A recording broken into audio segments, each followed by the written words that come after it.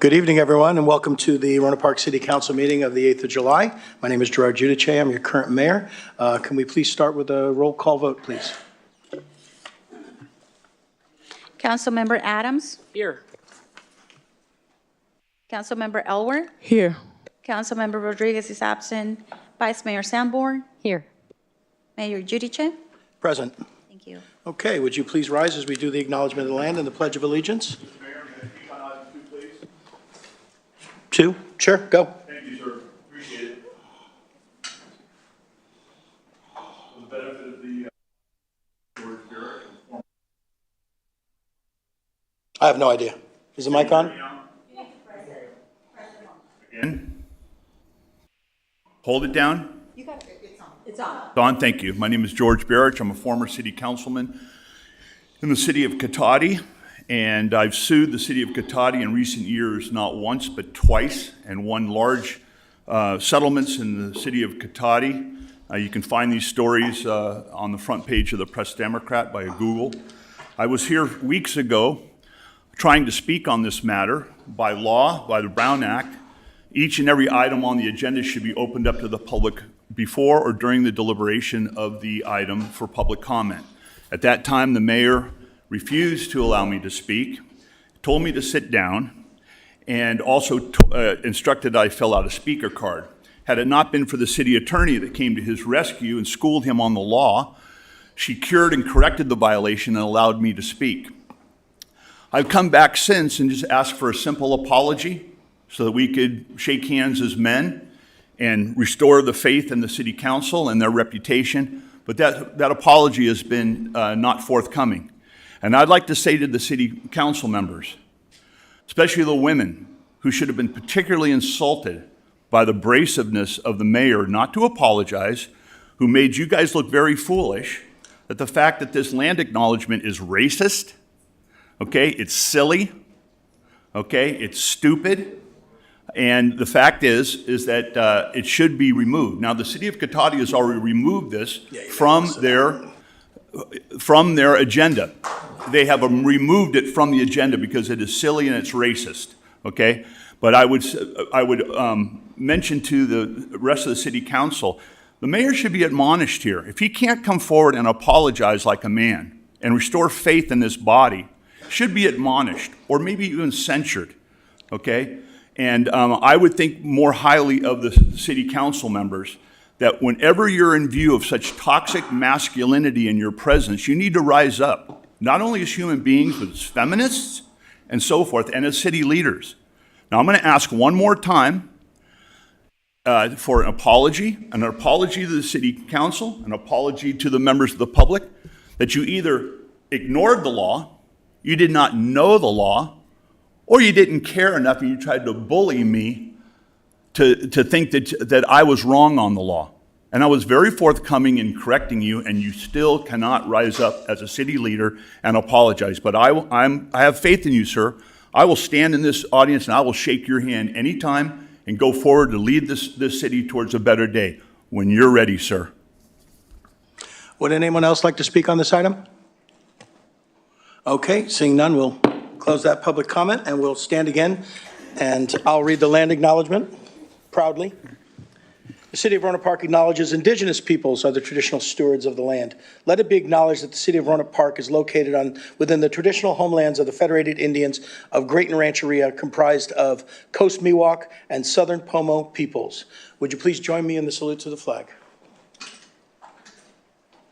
I pledge allegiance to the flag of the United States of America and to the republic for which it stands, one nation, under God, indivisible, with liberty and justice for all. But before we sit down, could we just remain standing for just a moment? I'm going to turn it over to Councilmember Susan Adams. She would like to observe a moment of silence. Thank you very much for giving me just a quick moment to remember a longtime resident and community volunteer. For more than 25 years, Bruce Williamson and his wife, Mary Rita, volunteered to play Mr. and Mrs. Santa Claus throughout our community. In recent years, to the delight of every child who attended our holiday lights, Bruce and Mary Rita, dressed in their finest red and white, let children crawl all over them, tell them their holiday wishes, and snap a picture. This past Sunday, July the 6th, surrounded by family, Bruce slipped quietly through the veil and returned to that God who gave him life. To those who had the good fortune of knowing Bruce, we will remember the most gracious, gentle man who personified not just Santa, but the very meaning of the Christmas spirit. And I ask you to join me for just a few moments of silence. Thank you.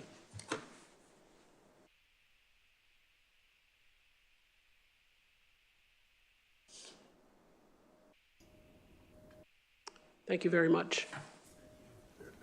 Thank you.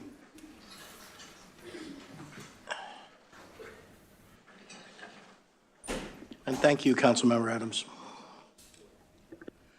Okay, it's proclamation time, and we're going to deem July as Parks Make Life Better Month. So, proclamation on behalf of the City Council. Whereas Rohnert Parks Community Services strives to create memorable community experiences for all. Whereas parks beautify our community and the recreation within our parks promotes physical, emotional, and mental health and wellness. Whereas parks and their accompanying recreation activities are a driver of our city's economic vitality by providing gathering places for residents and amenities designed to attract visitors to work, shop, and play in our community.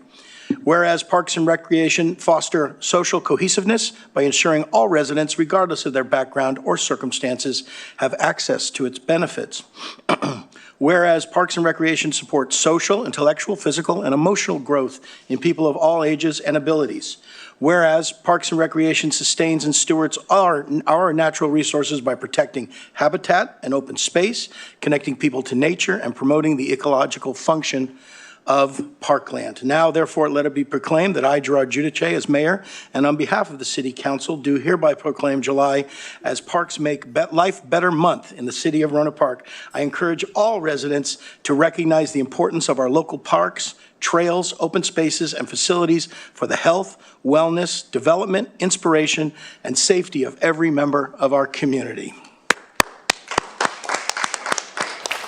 And we'll have Stephanie Stevens, who's the Executive Director of California Parks and Recreation, and Tiara Warner, our Community Services Manager. Come forward, please. There you are. Good evening. How Good are evening. you, Mayor and council members and our community members? I'm so thrilled to be here tonight to hopefully be a little bright spot in your evening. We also left you some Parks Make Life Better pins that hopefully you'll put on your lapel and wear with pride every day that you come to work. Thank you so much for recognizing July as Parks Make Life Better Month. I'm here tonight to celebrate something we all know in our hearts, that parks truly do make life better. I want to begin by commending you all, the council and the city of Rohnert Park, for your vision and your leadership. Your investment in parks and recreation is an investment in community health, in youth and families, in equity, and in local pride. Our statewide Parks Make Life Better resolution, as you've just read, reminds us that parks and recreation services enhance the quality of life for Californians by strengthening community identity and inspiring a sense of place. That absolutely rings true here in Rohnert Park. Congratulations to you all. Your leadership ensures that parks aren't just open spaces, they're places where connection happens, culture thrives, and everyone feels welcome. Of course, none of this would be possible without the incredible people who bring the spaces to life. That's your Parks, Recreation, and Community Services Department. Can we give them a shout out? Yeah. Yes, right? They're the ones behind the scenes, and most of the time probably right in the middle of the fray, right? Creating programs, events, and safe spaces that serve every age, ability, and background. Whether it's organizing summer camps, maintaining beautiful parks, making sure the next community event runs smoothly, their work is constant, caring, and deeply impactful. They don't just manage facilities, they nurture joy, belonging, and resilience, and Rohnert Park is very lucky to have them, even if it is just for a short time, right, Tiara? I know. July is a moment to shine on all of this, to celebrate the people, programs, and places that make a city feel like home. So this month, as you have read as well, I invite you to take part, attend a concert, visit a park. When was the last time you said thank you to the gentleman or lady that mows the lawn in the park? Go say thank you to those folks. Or simply enjoy the gift of public spaces. It's those everyday experiences that are the foundation of a thriving, connected community. Thank you again for this proclamation and your support of Parks and Recreation profession. It's clear that here in Rohnert Park, You're not just saying parks make life better, you're living it. Thank you. Thank you for that very nice chat. Any comments from the council, my fellow council members? Thank you very much, and we just came off a fantastic park celebration on Friday for the Jubilee, so Very nice. you're very well represented in Rohnert Park. Very nice. You've got a great department here with Cindy. I left some magazines in the back with California Park and Recreation Society. As you know, Cindy is our president this year, serving in that role. So she's serving the statewide parks and recreation profession as well as you all here in Rohnert Park. So we're very lucky to have her as well. So thanks for sharing her. Thank you, Chair. Yes, parks, with parks, we create memories.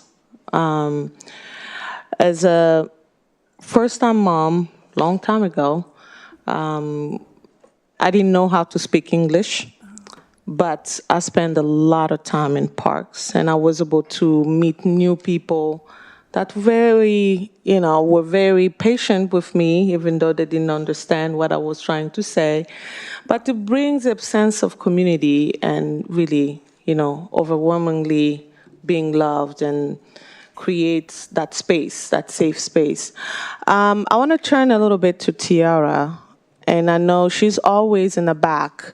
I wanted to publicly say thank you to her because I know that a lot of time the work that you and the team provide to our entire community is often not seen. You take hours and hours to put it together, and we even ask you to come in the front, but you prefer to be in the back. That shows the sense of servant that you are, and so I wanted to publicly say thank you. You have created a lot of memories and helped created a lot of memories in our community, so thank you so much. And thank you also for providing parks for everybody. Thank you very much. Thanks for having me this evening. Please. No, I have no additional comment other than our parks are great here. Oh, I guess I do have additional comment.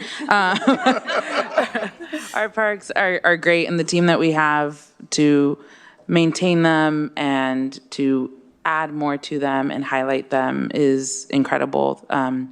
I can see the care that the team has for that. Just yesterday I was at one of the parks, and I didn't realize it had a sign, so it was D Park, that if you walk the loop 4 times, it's a whole mile. So it was nice to see that and then see the different ages of kids using the area, especially right now it's summertime and school's out. And then my cousin was telling me there's yoga in the park. Like I had not put together it was at that park. Don't ask me why.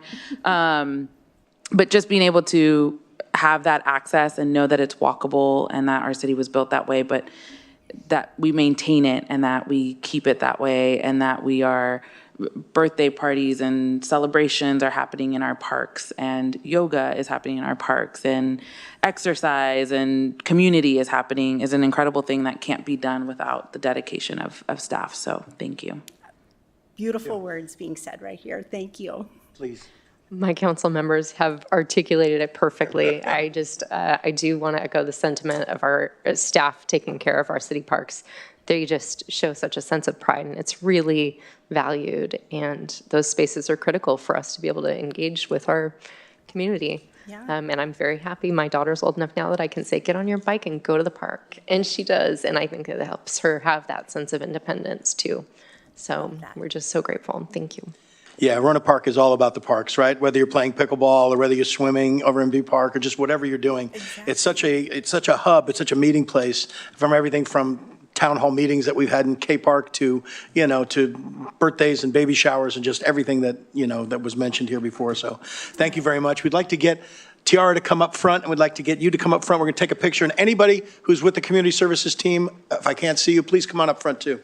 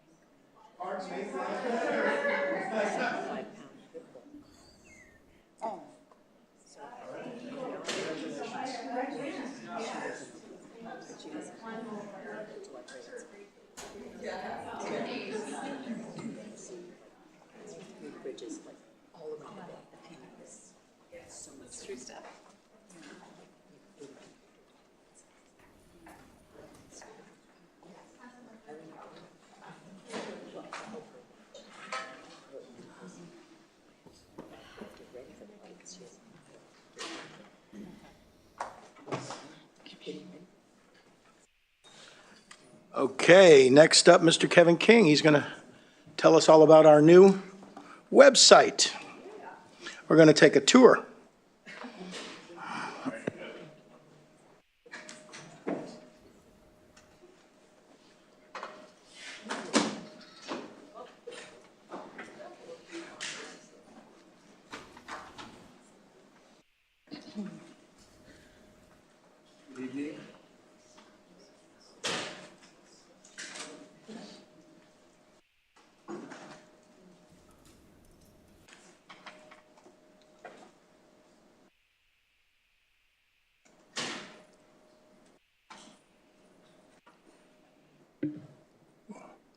Good evening.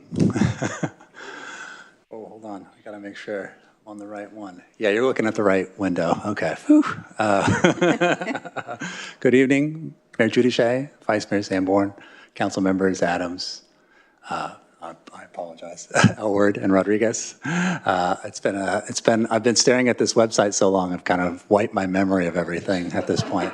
So what you're looking at is our current website and soon to be our old website. And today I wanted to reveal to you very quickly the new rpcity.org. So let me just jump over to this tab here and give it a spin. So, as you can see, a little lighter, a little brighter in terms of design. I'm going to just take this from the top and just kind of show you every section here very quickly. I'll try to get this done within 10 minutes since I know you have a big item later today. So I'll just take it from the top. I think the first thing you want to understand is when we were looking at redesigning the website and redoing the website, we were looking for two main things. Make it easier for staff on the back end to edit and fix it, something that all of them have complained about, rightly so, for the since I've started here. And the second was to try to figure out ways to really bring to life the homepage. You know, our homepage was very static and kind of the same 5 images for the last decade or so on it. And so we're trying to figure out a lot of methods to really bring the homepage, make it a place that's very lively and alive and less a flyer and more of updated, like a news feed. So from the start, and then on top of that, we wanted to try to scale things back, pull back a lot. There was a lot of information on our website. It was a lot of everything, everywhere, all at once was kind of the approach before. And now it's really trying to be more thoughtful and mindful of how we disseminate the information and divide it up. So from the top, change the headers. It's now only 3 instead of 5, and it's very simple for someone who's new to the site. You have a department, you have a service, or you have the government.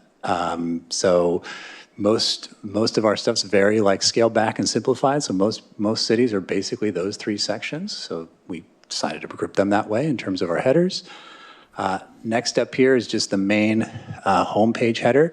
So one thing that we made sure to change this time, rather than that static image of a backyard scene, or I'm assuming there was something of the hills over our city. This banner image is going to change and be updated whenever staff would like to. So right now we're showing the new city website, but if we have something to promote in August, something to promote out every 2 to 4 weeks, we're going to want to push it here to the front page of our website, something virtually every website on earth does, but city websites for some reason. So this image is swappable. In the future, we can put many things here in terms of upcoming council meetings. We can make it virtually anything. The Jubilee would probably be promoted here. Next, as we scroll down, just 6 buttons of kind of the most common questions that people have when they come to a site: pay my bill, report an issue, recreation, agendas, career openings, and open bids. So very self-explanatory. And then again, here's what we're trying to do, try to make this a more active site. So we have a news feed on the left that kind of gives us the latest news and goings on around the city. So, the joint statements up there, the new Friendly City Spotlight's going to be featured there. And then within that on the the right side is going to be kind of the, again, events that are coming up, our city calendar, and we've kind of bifurcated, put meetings off in his own corner. I know people love city council meetings, but I think they'd rather know what's coming up in terms of Jubilee and tree lighting and things like that on its own. And then lastly, I hope you're ready for this, the big reveal. all of your faces right there on the homepage now. So people get to actually know who their council member is and know who that person, what they look like. So all of these are clickable, highlight, nice little highlight when it scrolls over your name. If you click on it, you get a nice bio, tells you the district you're working for, or excuse me, you've been voted in, as well as your current status on council. And then right under that, the district map. So just a couple changes, trying to make it a little more personable, trying to make it more active, making sure people know before they would have to dig deep down into the website to find out who their council members were. The hope is that they are just given the keys to you immediately. So that's the big homepage change. Most of the interior pages are similar. Right now, the main thing that we did was we tried to keep the content mostly intact. So a lot of the page is going to look the same in terms of like how it's laid out from before. That's intentional. A lot of these people coming to the website have come here before. We didn't want to just throw them everything new at them. So over time, though, we might see some of these pages slowly change and modify in order to kind of bring forward some of these ideas of like it being friendly and active and people-focused in terms of the website. That's pretty much it. I mean, that's the big overview. I didn't know if you have any comments or questions, or even if before I open up for comments or questions, I just wanted to thank all the staff who helped participate in updating this. It was, I'm here for 10 minutes, but this has been a months-long process, and it's going to continue to be a several months process as they learn this new site and how to operate it. And I'm just real thankful for them for being open to feedback as well as giving me theirs in terms of getting this thing going and making it what we want to be.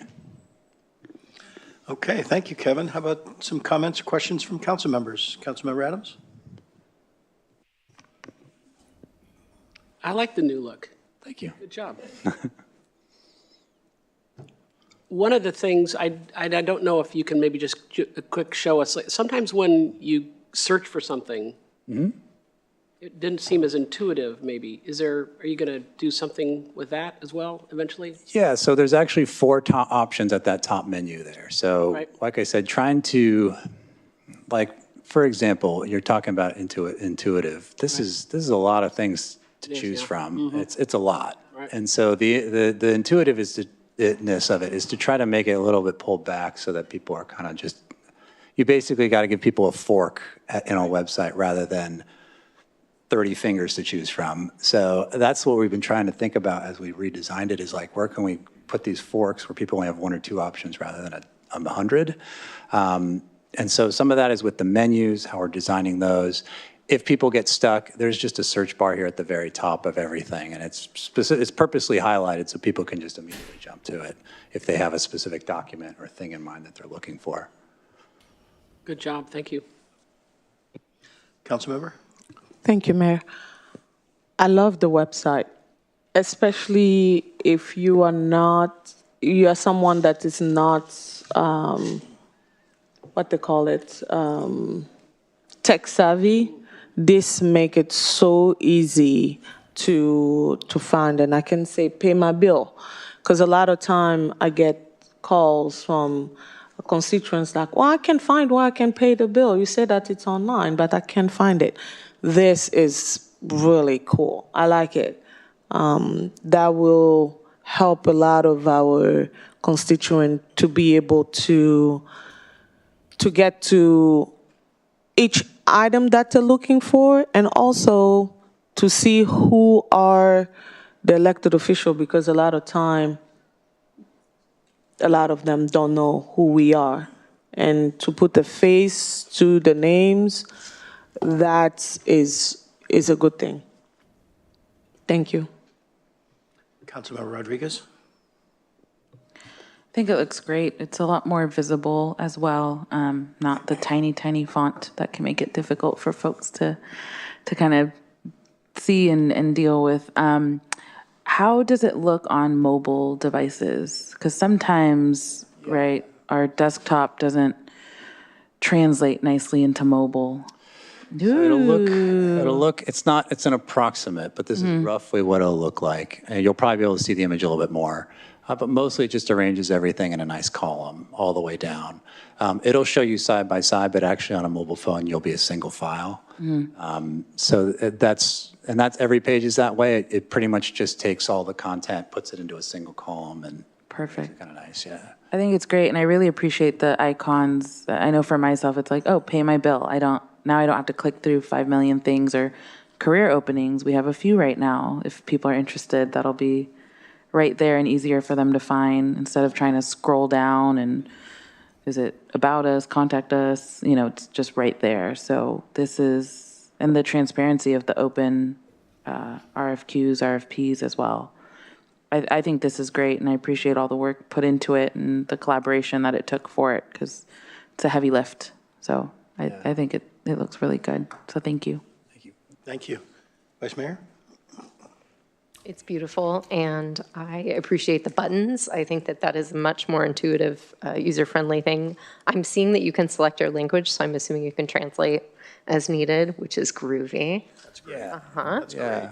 And It's built into Google Translate, so whatever browser you're using, it's supposed to adjust. Yeah, so what language? Which French do you want? Do you want Canada French? That one, yeah. Well, that didn't work for me earlier today. There it goes. Yeah. So.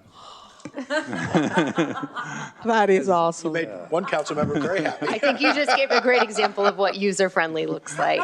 Thank you so much for this. I spend a lot of time on our website, and I think more time trying to find things than not. So this is really a welcome change. When are we going to launch this? Tomorrow. Yay. Okay. Tomorrow, yeah. Great. I think we have it scheduled 9 a.m. So Okay. I asked the public to be patient with us as we launch it, just because it's a website turnover. It's a completely new everything in terms of how we operate with the website. But yeah, it should go live. It's going to go live tomorrow morning is when we have it set. So. Great. Thank you. Thank you, Kevin. Thanks for the hard work. I've often been very frustrated with our old website, and I've been waiting with bated breath for this new one to be revealed. And it is beautiful. It's very interactive. I'm sure I'll have questions, but we'll let the public weigh in first and get you guys settled for a couple of weeks and work out all the little bugs, which I'm sure are going to happen. So thank you. Thank you very, very much, and to all the staff that worked on this. Thank you. Yeah, I'm going to do public comment right now. Okay. Thank you, Kevin. Thank you very much. Thank you. Okay, so with that, we're going to go to department head briefings. We don't have any, so we'll go to public comment, and I'll recognize David Palmer first, please. David? Welcome. Right here. Are there, what's that? It's general public. Yeah, it's a general public comment. Right here to the podium. Sorry. Welcome, David. I apologize. So, hi, my first city council meeting here in Rohnert Park. I've been here for 2 years. I'm a local Sonoma County native. Website looks great. So sorry to hear about your loss, Miss Adams. But I'm actually here primarily to speak to, I'm sorry to bring down the mood, but some very erratic, dangerous speeding behaviors that is happening on Fairway Drive. People treat Fairway Drive essentially like a freeway, trying to get from Highway 101 all the way over to G or H sections. My dad has almost been hit. I've almost been hit several times. I mean, the road is a wide open 70-foot invitation to speed. When there's no speed mitigation, like barriers or anything, it just invites people to speed. So we can't expect the police to come out and patrol all the time. They have been extremely responsive. I want to give a big round of applause or a thank you, gratitude to our police department. But we can't expect them to be out there 24/7. It's dangerous. There are kids out there. We have pets. I mean, we want our front yards to be accessible to the community, you know? Yeah, it's just, I know that city design has come a long way in the last, 20, 30 years.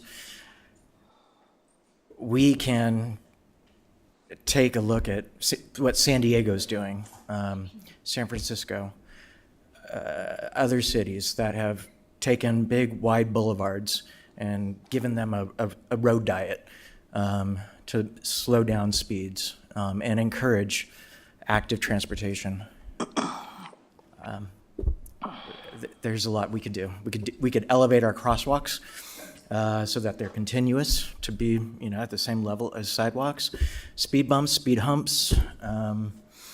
That's probably the cheapest solution, but I just would really like to advocate for some sort of speed mitigation solution along Fairway Drive.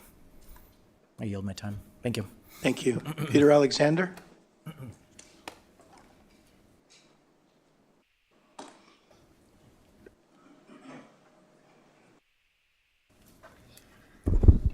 What a beautiful day. I was just recently chilling with Bob Dylan and the Truth Started Spill, and he says, tell everybody to play his song, Gotta Serve Somebody. And then I was hanging out with the world's guitar big banana named Carlos Santana. He says, turn your lights on.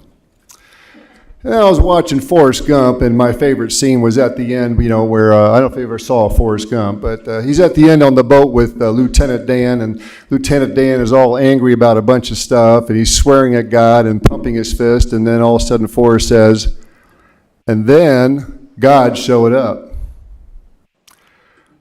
Clint Eastwood and Pale Rider can't serve two masters, meaning God and green. How many football field-sized greenhouses can we grow in Sonoma County and build as we withhold our mortgages and rents and PG&E, which is all owned by the Rothschilds? And for those of you here to contend with Walmart, I submit to you, you got bigger fish to fry. This nation is at war, and that war is against you. Will a video of Trump with Epstein and Robert Reich and Bill Clinton, whose daddy is a Winthrop Rockefeller, partying with Robert Reich and at Gavin Newsom's cocaine parties, laughing about their $3 gas per gallon more, partying with underage girls, wake us up? They are laughing at us while they're working together to keep us divided. They have long since earned the general strike. The only thing new under the sun is the true history that's been hidden, and to borrow a missive from Tupac Shakur, my warriors remain eternal, and I am Peter, and I'm saying they are present here and now. The homeless, the anchor outs down in Marin, 229 boats crushed. That was guaranteed after Jared Kushner showed up for a meeting, and they guaranteed that through him that was going to happen. I want to bring attention that Green Beret surgeon Dr. Jeffrey McDonald is still in prison after 54 years. He's innocent, and that the attack on the USS Liberty has never been fully addressed or appreciated. They say God bless America. And we've been blessed by the God we've been serving, the God of greed, the one that, as opposed to the corrupted God of greed's mammon. I tell you truly now, the true patriot, Yeshua serving American warriors, are 1 second away, 1 breath away from seriously blessing America, as all time is now, and now is a time. I am Peter, and I'm telling you true, as I speak through my heart to the hearts of you, we are the most powerful, the most beautiful warriors and the most powerful state in the world, and it is simply a spiritual courage decision with some critical thinking and spiritual courage. Pull the plug, because you're going to see this within a breath of this full moon. Thank you. Thank you, Mr. Alexander. Sean Miliano, I hope I got that right. Please. Hi.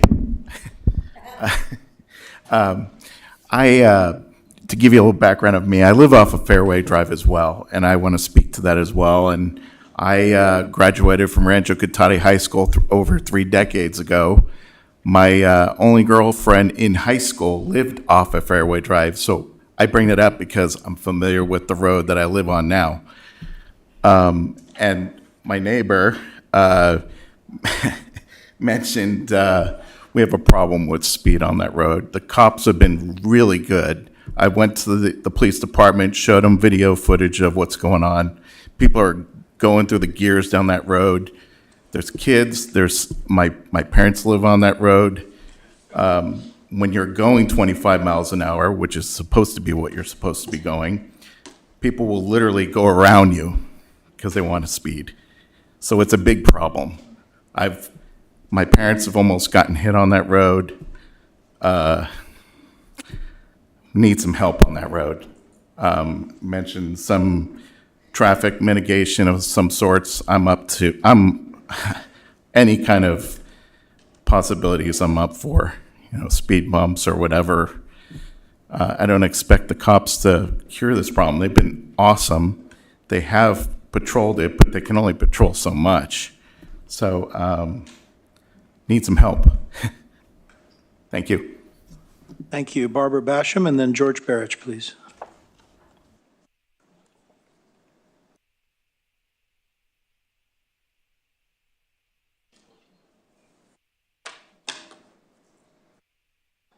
I'm Barbara Basham, and I too want to speak about the Fairway Freeway. We live on the block from Golf Course to Flores, and it's a terrible block because, number one, every utility has been picked up, dumped on the street, put back together, and they come out and they do little pothole replacements. David has said, don't ask for that to be fixed, to resurface it. He said they'll only go faster. The truth is they go past our house and they're getting up speed to run through the stop sign at Flores and Fairway. And it is fast. It is really hard to cross the street without really paying attention. At the community meeting that we had at Foxtail Golf Course a while ago, several people got up and talked about the speed that was happening on Fairway. They put a speed, I guess, indicator to see how fast everybody was going. It was inconvenient for me because it was right as I came out of the driveway, but it was there for 3 months. They didn't turn it around to see if people are going the same speed on the other side, but there was no conclusion to that nobody came back and talked to us. So I am firmly for some mitigation to slow traffic down. There are speed bumps that don't have to ruin your whole car. They just, they make people aware that you got to slow down. Thank you. Thank you. George Barrich, please.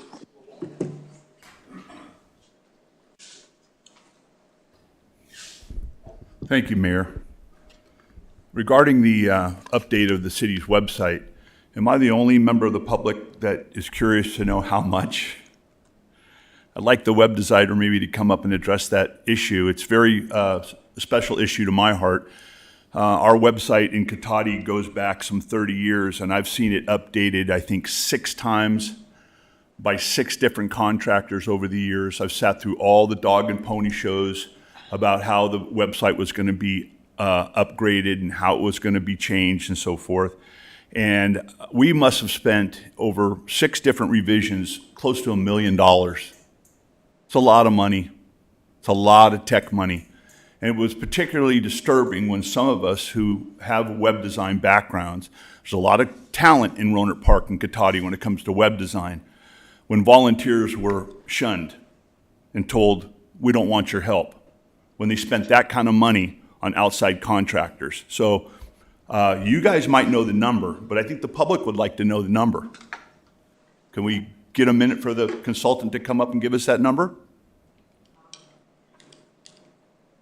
He's still here? Didn't he have a seat right here? No? Would you like to come on forward, sir? Use my time.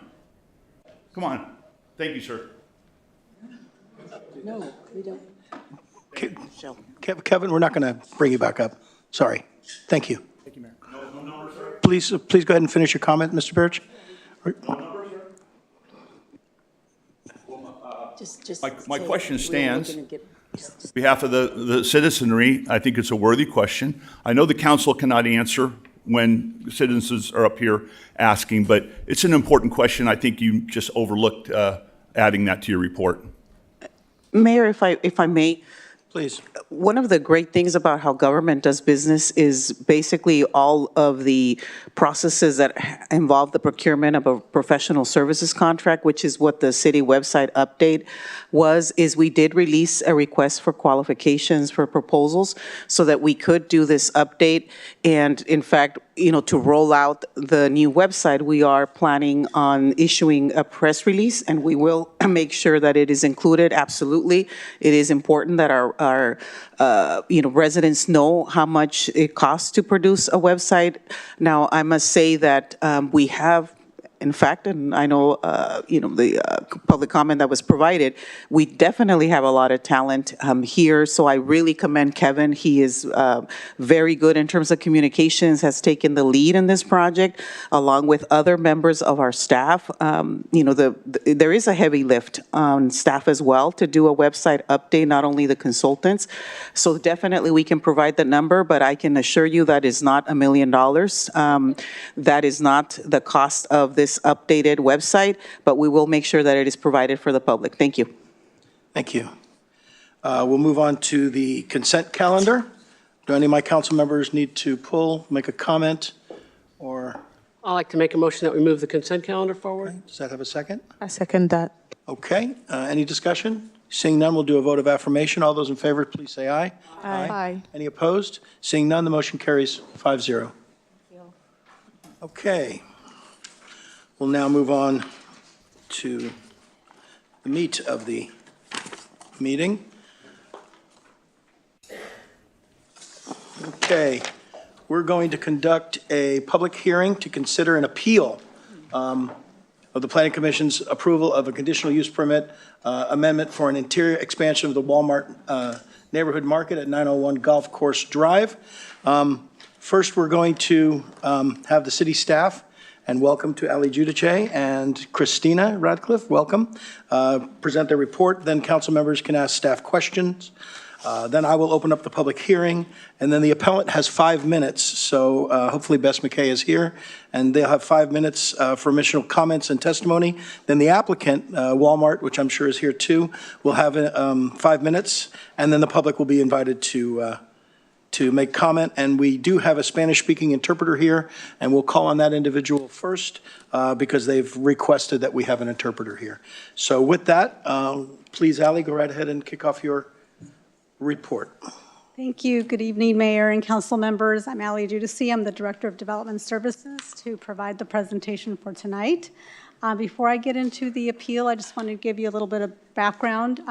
The Walmart was originally approved in 2013 through a conditional use permit. The conditional use permit was required because supermarkets require a conditional use permit within the zoning district. So it went through the process, ended up getting approved, and by 2014, Walmart was operating. In October 2024, the city received an application to expand the existing Walmart within existing tenant spaces in order to support online order fulfillment, but also to provide staff facilities and improvements to the pharmacy. So this is the location of Walmart. The blue is the existing Walmart footprint, and the red is the space where they're proposing to go into. So the proposed expansion includes 4,969 square feet by incorporating the existing retail space. It also will include online pickup parking spaces, a total of 17. Those would be relocated from on the east side of the property to the southern part of the south of the building. New interior spaces include merchandise staging, employee break room, training offices, and restrooms. There will also be interior upgrades to the pharmacy area that will include a new mother's room and restroom relocation. And then finally, parking lot improvements for accessibility will be done both on the south side of the lot as well as within the main parking lot area. So this gives you the layout of the parking of the site. On the left-hand side, that's the west side of the building, is in hashed, let's see if I can get I can't get this in the hash lines. that is the existing parking spaces or the pickup area. And then, I don't know if I can get, let's see, I can't get this to work. Your finger's in front of it. Try it now. Your finger was in front of the red light. I don't think so. This is, oh, I see. That's not working. Okay, if you kind of follow to the right, to the very lower part of that is the south side of the building. That is where the proposed pickup area will be. And that would be adjacent to the red that you see here.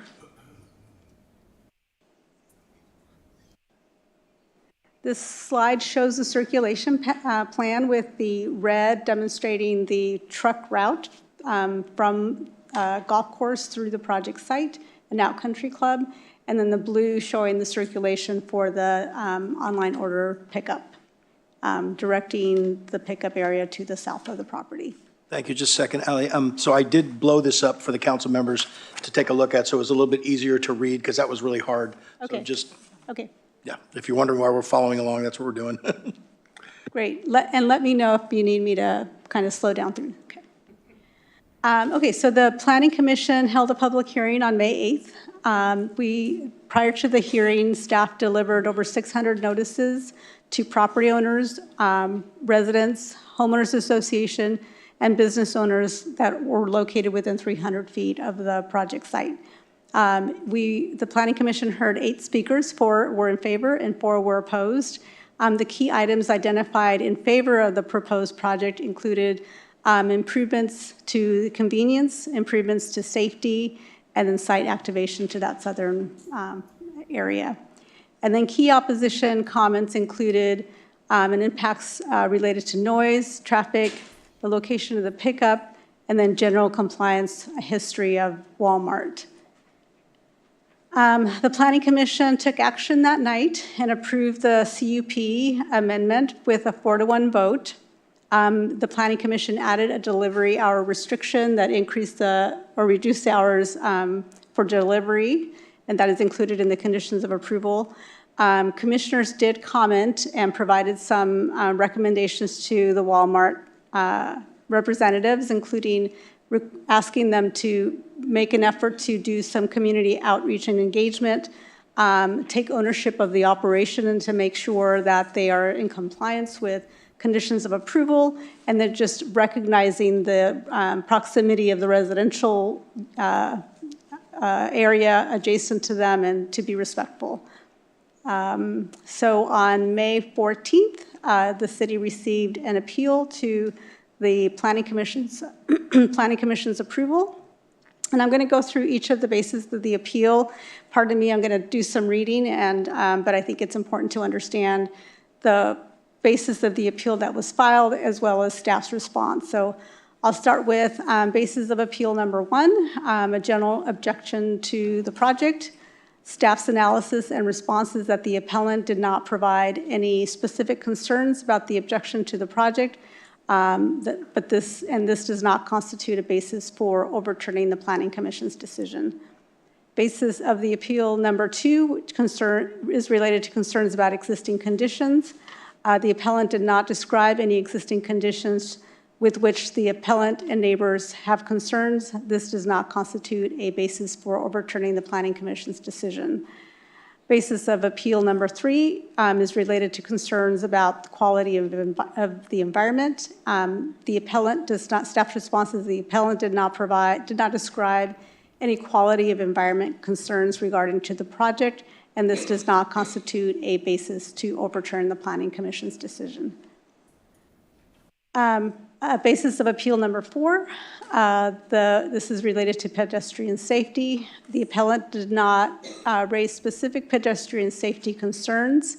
However, the project includes upgraded sidewalks and ADA parking, new striping, new crosswalks, which would improve pedestrian safety, and this does not constitute a basis for overturning the Planning Commission's decision. Basis of appeal number 5 is related to traffic congestion, safety concerns, and truck staging. The applicant submitted a traffic circulation plan of the area demonstrating adequate traffic flow. The circulation plan shows that while the truck circulation and the online pickup paths cross the parking area for online pickup and the truck staging area are separate. Further, the scheduled online pickup times would regulate the number of automobiles at any one time to reduce congestion and address potential safety concerns. This does not constitute a basis for overturning the Planning Commission's decision. Basis of appeal number 6 is related to noncompliance with conditional use permit. Staff's response is that prior to the Planning Commission hearing, the only complaints received by the city related to Walmart since the granting of the 2013 conditional use permit have been abandoned shopping carts, which when mentioned were addressed by Walmart. Since the Planning Commission hearing, staff has received complaints regarding truck deliveries occurring prior to the allowed delivery times. Staff has been monitoring the early morning situation and has found no evidence of deliveries occurring prior to 7 a.m. During weekdays. However, staff noted that there was a truck parked in the delivery area prior to the delivery times and that a semi-trailer was parked at the loading dock. Staff reached out to Walmart, who took prompt action to address these two issues. These complaints are not public nuisance under Civil Code number 3480. This does not constitute a basis for overturning the Planning Commission decision. Basis of the appeal number 7 is related to noise and nuisance. The noise study that was submitted by Walmart demonstrates that the delivery of products to Walmart and the presence of autos for online pickup would not violate Rohnert Park municipal ordinance related to noise limits, and the Planning Commission also reduced the allowed delivery hours to address the concerns regarding noise. This does not constitute a basis for overturning the Planning Commission's decision. Basis of appeal number 8 is related to vehicle emissions. Any possible impacts of idling vehicles waiting for online pickup is de minimis in that the pickup system requires a specific window of time for arrival. The applicant expects that the average time an auto is waiting would be 15 minutes. This does not constitute a basis for overturning the Planning Commission's decision. Basis of appeal number 9 is related to existing online pickup location. It wasn't clear by reviewing the basis of the appeal how the argument relates to the proposed project. However, the current pickup area is in an area of the center that is congested, that has congested traffic due to the proximity of the store's main entrance. The area would be converted back to standard parking spaces, and the pickup area would be moved to a more accessible location with easy access to the dedicated storage area and staging area. This does not constitute a basis for overturning the Planning Commission's decision. Basis of appeal number 10 is related to a lack of operational data from Walmart. And staff's response is that Walmart provided operational data. The current online pickup window of 7 a.m. to 10 p.m. 7 days a week is not proposed to be modified. Further, the traffic circulation plan contained in sheet EX-2 of the packet of the plan submitted by the applicant on February 10th, 2025, and included in the Planning Commission's packet, shows anticipated additional trips to Walmart as a result of the additional space. The applicant has also stated that they expect a maximum of 22 online pickup trips for the daily peak hours. This does not constitute a basis to overturn the Planning Commission's decision. So with that, staff is going into the findings for a CUP. The appellant has not submitted any information or evidence contradicting the findings made by the Planning Commission, which include that the project is consistent with the zoning ordinance and the purpose of the district, which is this commercial neighborhood district. The project will not be detrimental to public health, safety, and welfare, and the project will comply with the zoning ordinance and municipal code. And then related to the environmental analysis, the project is categorically exempt under the California Environmental Quality Act, Section 15301, because it is an existing facility. And further, there is no reason reasonable possibility that the proposed expansion will have a significant impact on the environment due to unusual circumstances under CEQA Guidelines Section 15300.2C. I want to mention that public notice was also provided for tonight's meeting in the same way that we did the Planning Commission notification by sending over 600 notices to property owners, occupants, homeowners association, and business owners within 300-foot radius of the site. Staff has included the 5 written public comments as attachments to the staff report. A letter from the applicant was also received on June 30th and was attached to the staff report. So with that, staff is recommending that the City Council adopt the proposed resolution denying the appeal, PLAP 25-0001, and affirming and upholding the Planning Commission's decision of the use permit, PLUP 24-004, to amend the conditional use permit to allow the 4,969 square foot interior expansion of the Walmart neighborhood store. There are also some alternative options. The City Council could deny the appeal and uphold the decision with modified conditions. And the City Council could also direct staff to prepare a resolution upholding the appeal, which would mean reversing the Planning Commission's approval and denying the CUP, or the conditional use permit. So with that, that concludes my report. As you mentioned, the appellant and the applicant are in the audience tonight and are here to provide a presentation. Thank you, and thank you for the presentation. We're going to do some questions from my council members. Who would like to start us off? I know this is your district, Jackie. Yes, it is, and I would like to start off things, but I don't know if it's okay to have start with. It's just questions at this point of staff, and then we're going to bring the appellant up, and then we'll bring Walmart. Okay, I didn't get that one. Okay. So I have a few questions about safety. I walk to Walmart every single day, and there's a few things that when I look at the design, the expansion itself is not a problem, but where I'm kind of like concerned is when you look at the pickup area, if we can have the design.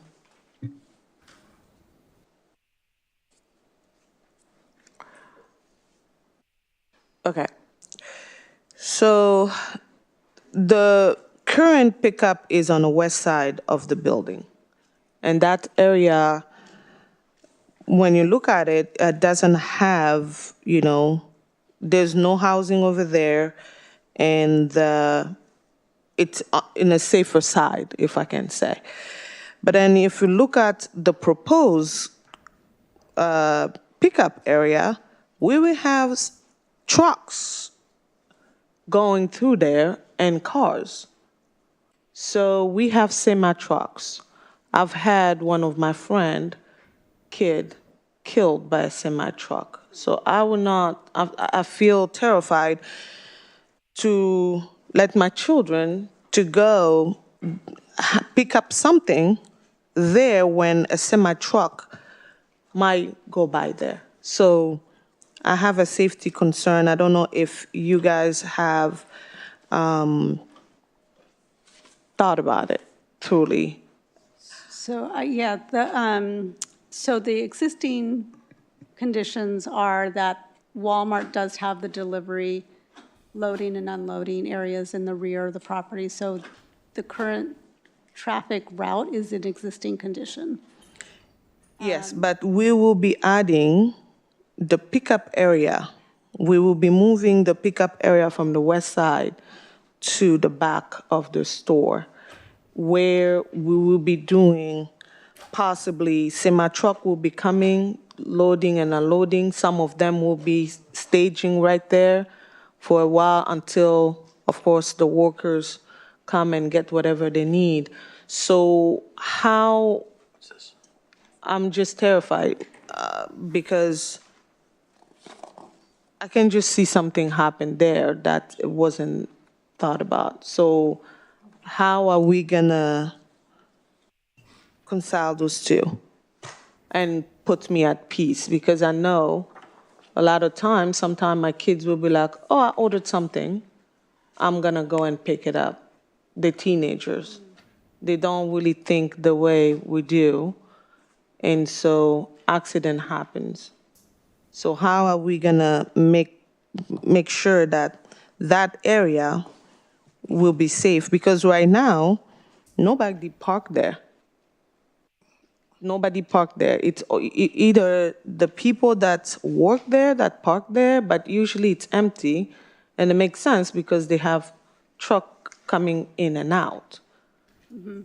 Yeah, I mean, I think that might be a good question for the applicant to respond to, like what kind of signage is, one of the things that we have talked about is assuring that adequate signage is located on that side of the building so that it's, directing truck routes, it's directing the pickup areas. So I don't know if that kind of addresses your question. It does not, because it doesn't address how the safety part will be. Maybe the applicant will have an answer, because to me, where they are right now, it makes more sense, right? People can come in and easily go out on Country Club, right? You come in anywhere. I mean, you can come in from golf course, you can come in from Emily, an easy way to come and pick up your stuff there, and it's a short route to go out. So when you put it on that side, I can just see someone just being in a hurry and just say, okay, I'm gonna go back this way on Emily, or go back on the other side where the trucks will be coming. So that's my concern about the safety issue, because like I said, my kids sometimes, they go there, the bike there, and I can just see that happen. So I'm gonna wait on the applicant to explain to us what they are planning on that particular issue. And the other thing is, so I talk about the pickup area, the hours of operation, how you say that the hours is 7 a.m. to 10 p.m., right? Currently, hours of operation are 7 a.m. to 9 p.m. For the delivery, for the Walmart itself, you're right, it's 7 to 10. That is for the store, For the 7 to 10. It's 6 to 10? 6 to 11. Oh, but sorry. 7 to 10 for pickup. For the pickup, it's 7 to 10. For the pickup, online it's 7 to 10. And so how are we gonna make sure that there's the nuisance part? Because our code, the nuisance stop at 10 p.m., right? But the area that they are proposing to put the pickup area, it directly backing houses. So how you guys are gonna control that? Because there are people that might be working late, or how that will be controlled, because The question, the- how do we control it beyond 10, or is there a desire to have the hours reduced to less than, to close before 10 o'clock? well, because 10 o'clock it's late, right? And we are putting a pickup area on that side where there's directly housing. And some people beds are backing, right, that area. So how are we gonna deal with that particular situation? Because it's gonna be loud, we like it or not. And we don't have barriers, soundproof right there, that will bounce the So one way noises. one way to address that concern, if the city council is interested in reducing the hours of operation for the online pickup, you could look at adding a condition of approval that reduces the hours of operation for that particular part of the use.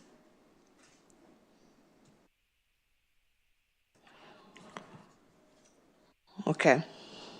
But I have just a clarifying question on what you're asking. We just received supplementals, that's why you see some shuffling happening here. Okay. And when I'm looking, so I want to clarify, the supplemental that was just provided, it shows what I believe was the first permit when Walmart first went to that area in 2013.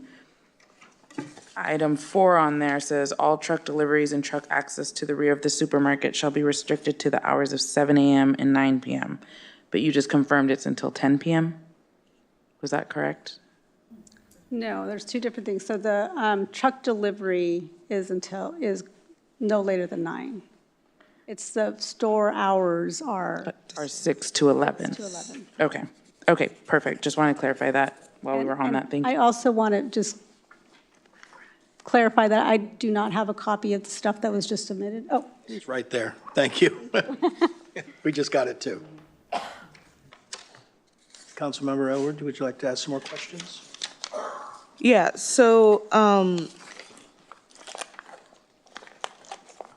in 2013, when this plan was approved, there was not an idea of expanding it, right? And all of that was based on just what we have. Now we're expanding it. And I really want to hear from the applicant.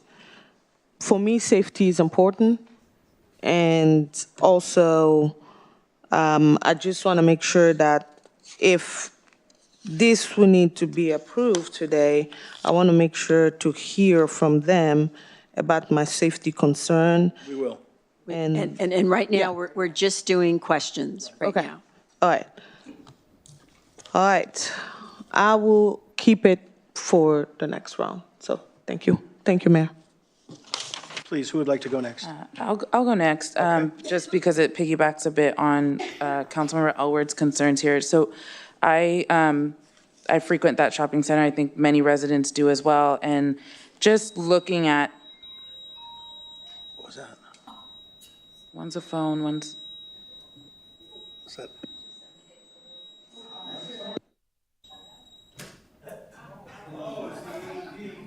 Good grief. okay.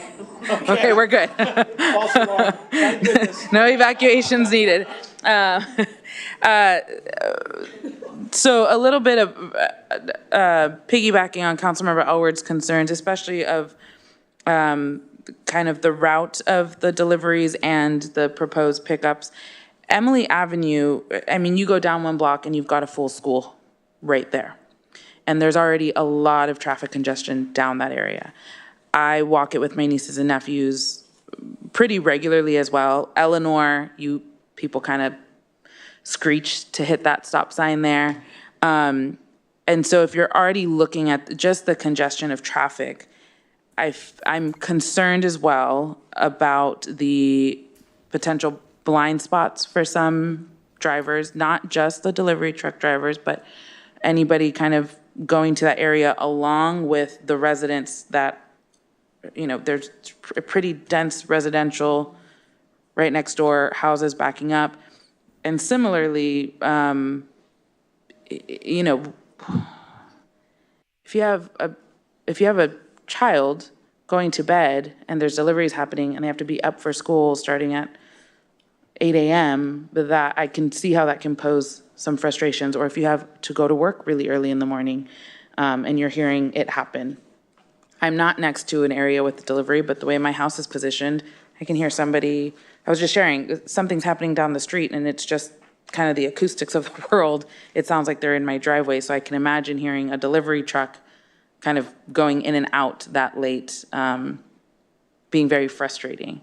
The other question I had on your slide, I apologize, I didn't write down the number, but it was regarding number 8, basis number 8, and the vehicle emissions. Can you explain that a little bit more to me? It was it was a little bit, I'm trying to find the words on how to say it. I guess I'm trying to compare it to the Southwest Shopping Center, and we had a coffee shop there, and they were told that they couldn't be there because of vehicle emissions and because of overlaying governmental ordinances and laws that doesn't allow that. So it's just as densely populated, if not more, as that area. So I'm confused a little bit of how did the city not allow for a longstanding business to continue there, but we're gonna allow potentially more vehicle emissions here, backing up directly to housing, to our residents, and adjacent to. So are you able to just kind of explain that a little bit more, what that means in the, in like the ordinance land of it all? I mean, in general, there is an expectation that this is a shopping center and there's existing traffic that is coming to the shopping center. You already have vehicles coming to the other side, so this is not representing an increase in vehicle emissions. And in addition to that, as they're coming in, they're going to be there 15 minutes at the most, and then be gone. That's different than if you are talking about just ongoing vehicle emissions, new vehicle trips coming to this shopping center. Well, thank you, but I guess I'm not understanding, or maybe not, because if you are bringing in delivery, you're expanding the area, there is more likely to be more vehicles coming, bringing more emissions, right? When we have a drive-through coffee cart that was locally owned, it's done, it's not coming back, and I get that, but it's also in a shopping center. The vehicle, you could say the same thing. Well, the vehicles are just sitting there for 15 minutes waiting for their coffee and then they go. But things are expanding, we are getting more vehicles, so in theory, wouldn't that mean there is more vehicle emissions more likely to happen? I mean, there will be more vehicles, and there will, like with that comes emissions, right? It just doesn't rise to the level of where we think it's a significant change. Yeah. I can't speak to what happened previously or what approval or denial you're referring to, but the change in the location of the pickup and drop-off does not represent a significant increase in emissions that would justify overturning the Planning Commission's decision. Okay. And then, should this move forward, where the potential or the proposed pickup and drop-off go, if they're exiting onto Emily, and maybe my colleagues can help me with this one, I can't recall if there's a stop sign there for some traffic mitigation or not. Are you on the? There is not. Within the driveway? Emily, so if they're pulling into, whether it's that first driveway where the way that it looks on this map, the pickup and delivery, no, right here, because if they're pulling in here, because that's essentially you've got people coming out, people coming in or out off the main road. Again, and a little bit to the point of my colleague, Councilmember Elward, Rohnert Park was built to be a walkable city, and a lot of our residents use that. It allows for a lot of accessibility for them, right? I am concerned, and I think it would not be responsible of me, at least, to also bring up how are we making sure that we're trying to make accidents happen. We can't have a 100% no accident rate, right? How are we making sure that we're putting mitigations in place to ensure that folks are kind of able to see, oh, there might be a car coming out this way? Are we able to make it, I don't know if you can make that a one-way exit on the driveway closest towards Eleanor. So you can come in off Golf Course or Country Club, but you can only exit onto Emily. I guess I'm just putting that out there for us to kind of work through and ponder for safety concerns. And then in terms of the delivery trucks, I get that they're there. is this a potential impact towards our fire station that's there as well? Are they turning on to country club and one of our trucks is trying to get out there? You know, it's, again, there is beauty in expansion. Our city is living that, right? We've got great developments, we've got great new residents. We probably did not foresee this when it was established in 1962, but we also want to make sure that we're aware that that also brings more, right? It brings more of everything, more traffic, more liability risk. And are we taking those things into account to ensure? I know, Ali, thank you. We were able to sit down because I was trying to learn parking. In my mind, I frequent there and I'm like, there's no parking. What are you talking about, right? But in terms of, does it check the boxes and there is parking? Yes, there is, and it meets what is needed. But it's a high traffic area with roads nearby that we just heard are having a lot of traffic concerns on top of that. I just don't want us to get congested or hear of accidents and feel like we missed an opportunity to make sure that we're taking care of our residents as well. So I guess we'll kind of confer that more during the public hearing of if there should be conditions or not on that. So I think those are all my questions for right now. Okay, thank you very much. Who would like to go next? Thank you. Thank you for the presentation. I just have 3 questions to start off. First is, how many anticipated truck deliveries are there each day that are going to be going behind that store? That would be a good question for the Okay. Second one is, how many anticipated car pickups do they anticipate each day? The daily, correct me if I'm wrong, is in the 200 daily trips? 200 a day? The 22 during peak. During peak times, okay. And then my third question is, we got a letter from Walmart, a Walmart representative said Fenmore on the top, so this is a question for the city attorney. And going back, I think to slide number 6, if you can go back to slide number 6, I guess I want to clarify, I know my name is on the signature for this 2013. As was mine. Chart. We remember this coming to us, and I remember very clearly, actually, there was one backup bay at the time, and I remember thinking something's going on over there because they just built another one, so maybe it wasn't that one. It was the one that said what we can do and what we can't do. Maybe that was before. The options? Yep. No, back, there you go, no, it was before that. Go back to. I think it's the options. Yeah, the options. What are our options?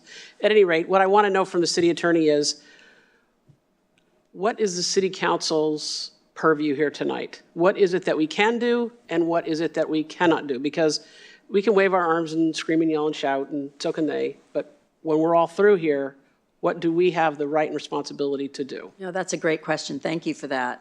And this is not a de novo review of the Planning Commission's decision, which means that normally in other cities, de novo reviews are held on appeals. That means that the council has the opportunity to look at this application afresh, meaning brand new, as if nobody had ever looked at it before. You can impose additional conditions, you can, do whatever you want, change the project. That's not what's happening here. Here, the council's purview is limited to affirming or, denying and modifying the Planning Commission's decision due to infirmities in their reasoning or in their determination of the project, whether it be conditions of approval, whether it be approval itself. The council is restricted to determining, did the Planning Commission make an error, essentially, in their deliberations and determination? So going to the application, it says the council has the following options: adopt the proposed resolution denying the appeal. That's option number 1, saying, Planning Commission, we don't like what you did, so let's go back to the way it was. Number 2, adopt a proposed resolution denying the appeal and affirming and upholding the Planning Commission's decision to approve the CUP.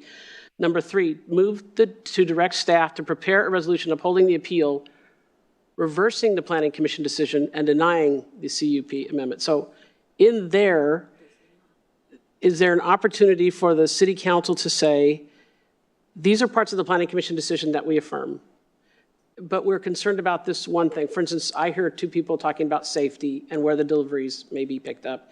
Yes. Is it right for us to be able to say, we might want to visit that part of it? So yes. That's yes. legally, because when an attorney yes. letter comes, I think, well, we better talk to our attorney. No, yes, you can. Okay. So long as it is a determination that the Planning Commission weighed in on. And clearly, everything that the council has asked questions about tonight has been issues that the Planning Commission deliberated on and came to a conclusion. Now, if the council disagrees with that conclusion, you can reverse or modify their conclusion, which is why the council is completely within their discretion to add additional conditions to address the issues that the council believes the Planning Commission erred when they did their deliberations. Not erred as in they made a mistake, but erred we disagree with them. Correct. Thank you. That's the end of my questions. Okay. Would you like Much more articulately put. go right ahead, Vice Mayor, and then I'll go. Yes, I have a couple questions since I don't spend much time behind there, but I've spent plenty of time working near loading docks. What are their current practices? This might be a question for the applicant. What are their current practices to enforce truck hours? There's no gate, there's no, There's no gate. it's honor system, and I'm assuming they're scheduling. There's no gate currently.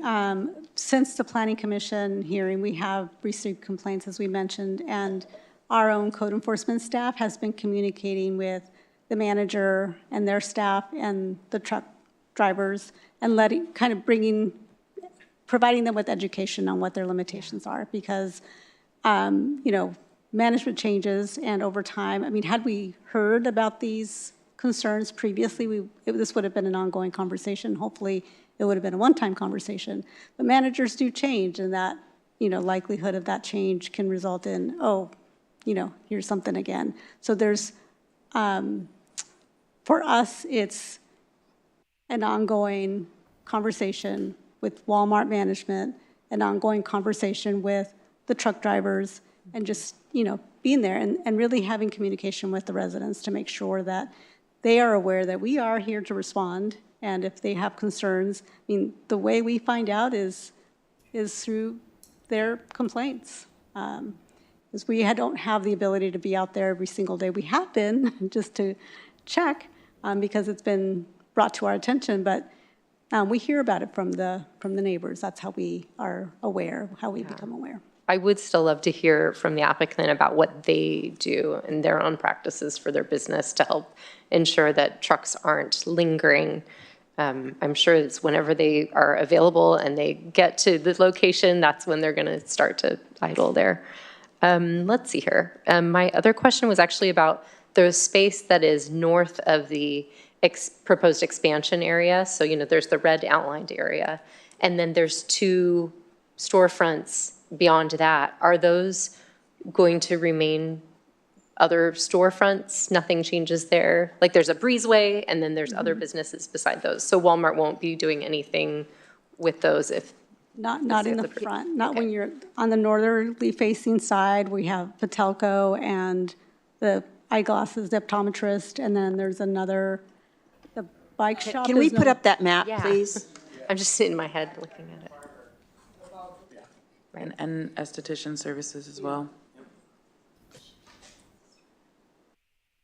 Gotcha. So if you look at this map on the north side, above the red, those are storefronts on each side of the, there's a little breezeway patio area, so those will remain. Okay. The plan is to keep those storefronts there, and it's just the back where you see the red where the expansion is proposed. Okay, perfect. Thanks for clarifying that. And then my other question is about whether any other alternatives were discussed or considered in regards to, I guess, the location of the pickup spots and traffic flow?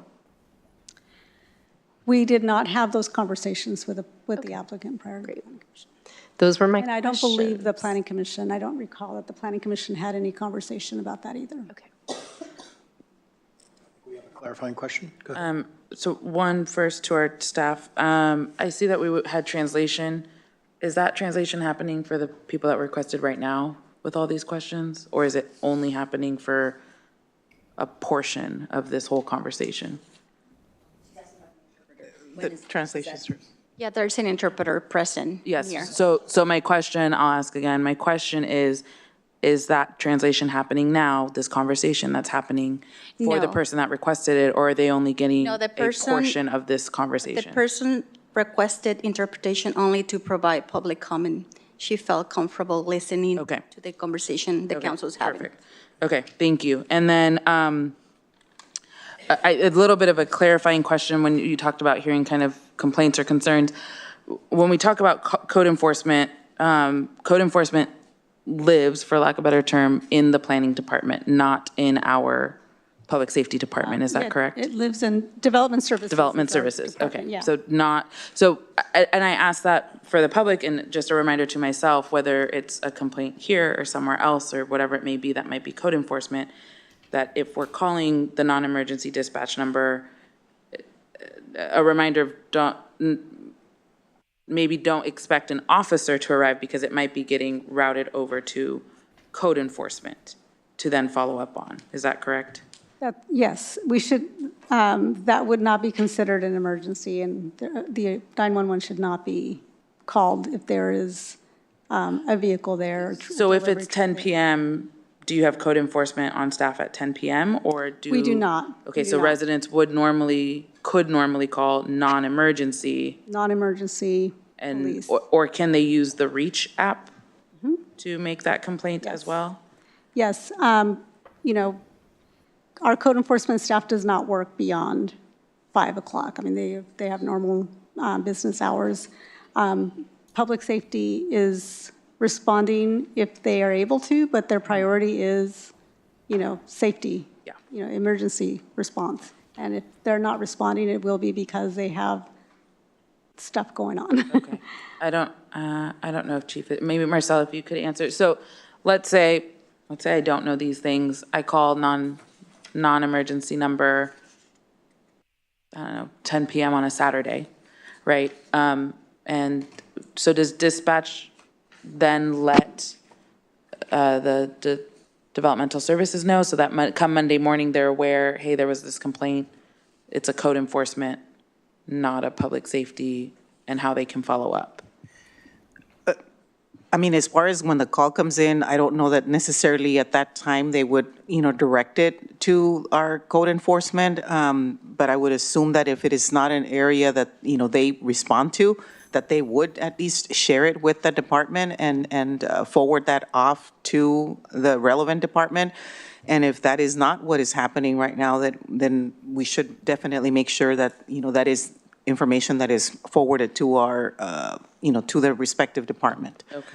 Typically, they do refer, if it's a public works matter or something happens in the field, we do have people on call for those particular emergencies, but not necessarily for code compliance. Okay, thank you. And then on code compliance and code enforcement, does code enforcement ever do just almost like random check-ins? Like, maybe we will drive by today at 10 o'clock PM, on a Wednesday night to see if you're doing deliveries or not. I do have our staff do proactive enforcement, but it really needs to be kind of a program type of a situation. Okay. We don't want to kind of highlight specific businesses, so when we're doing a proactive enforcement program, it's, related to, it could be like, hey, I want to make sure all deliveries are not happening after 10 PM.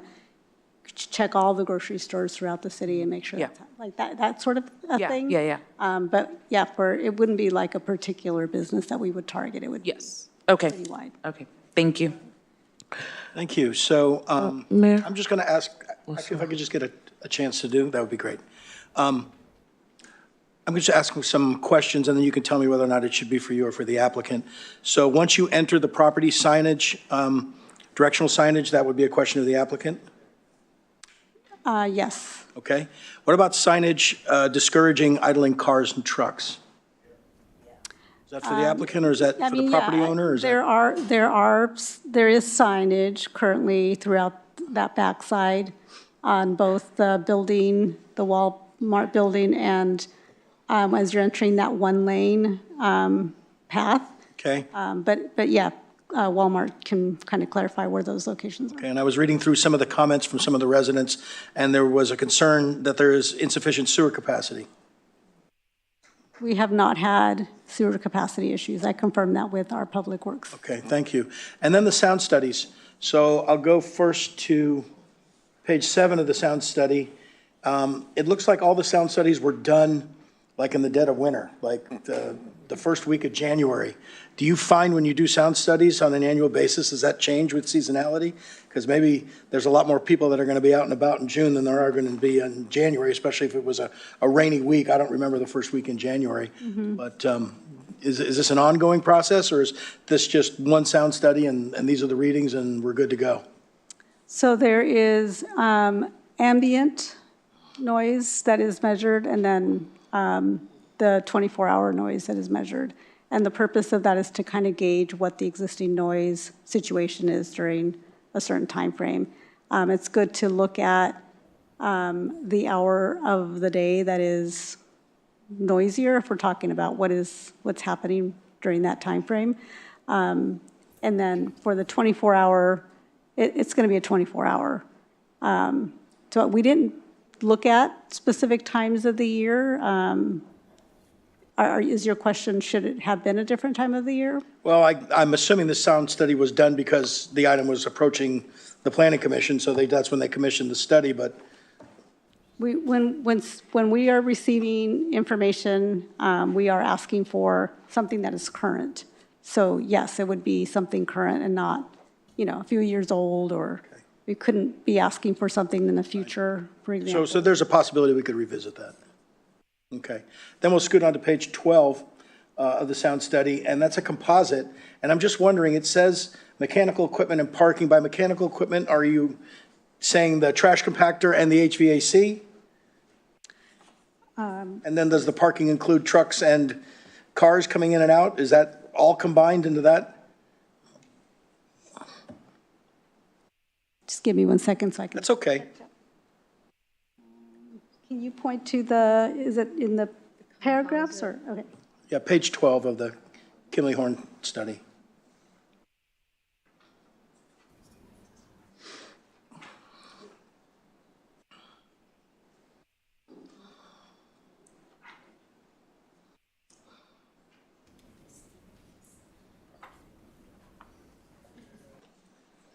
Yes, mechanical equipment should include anything like HVACs.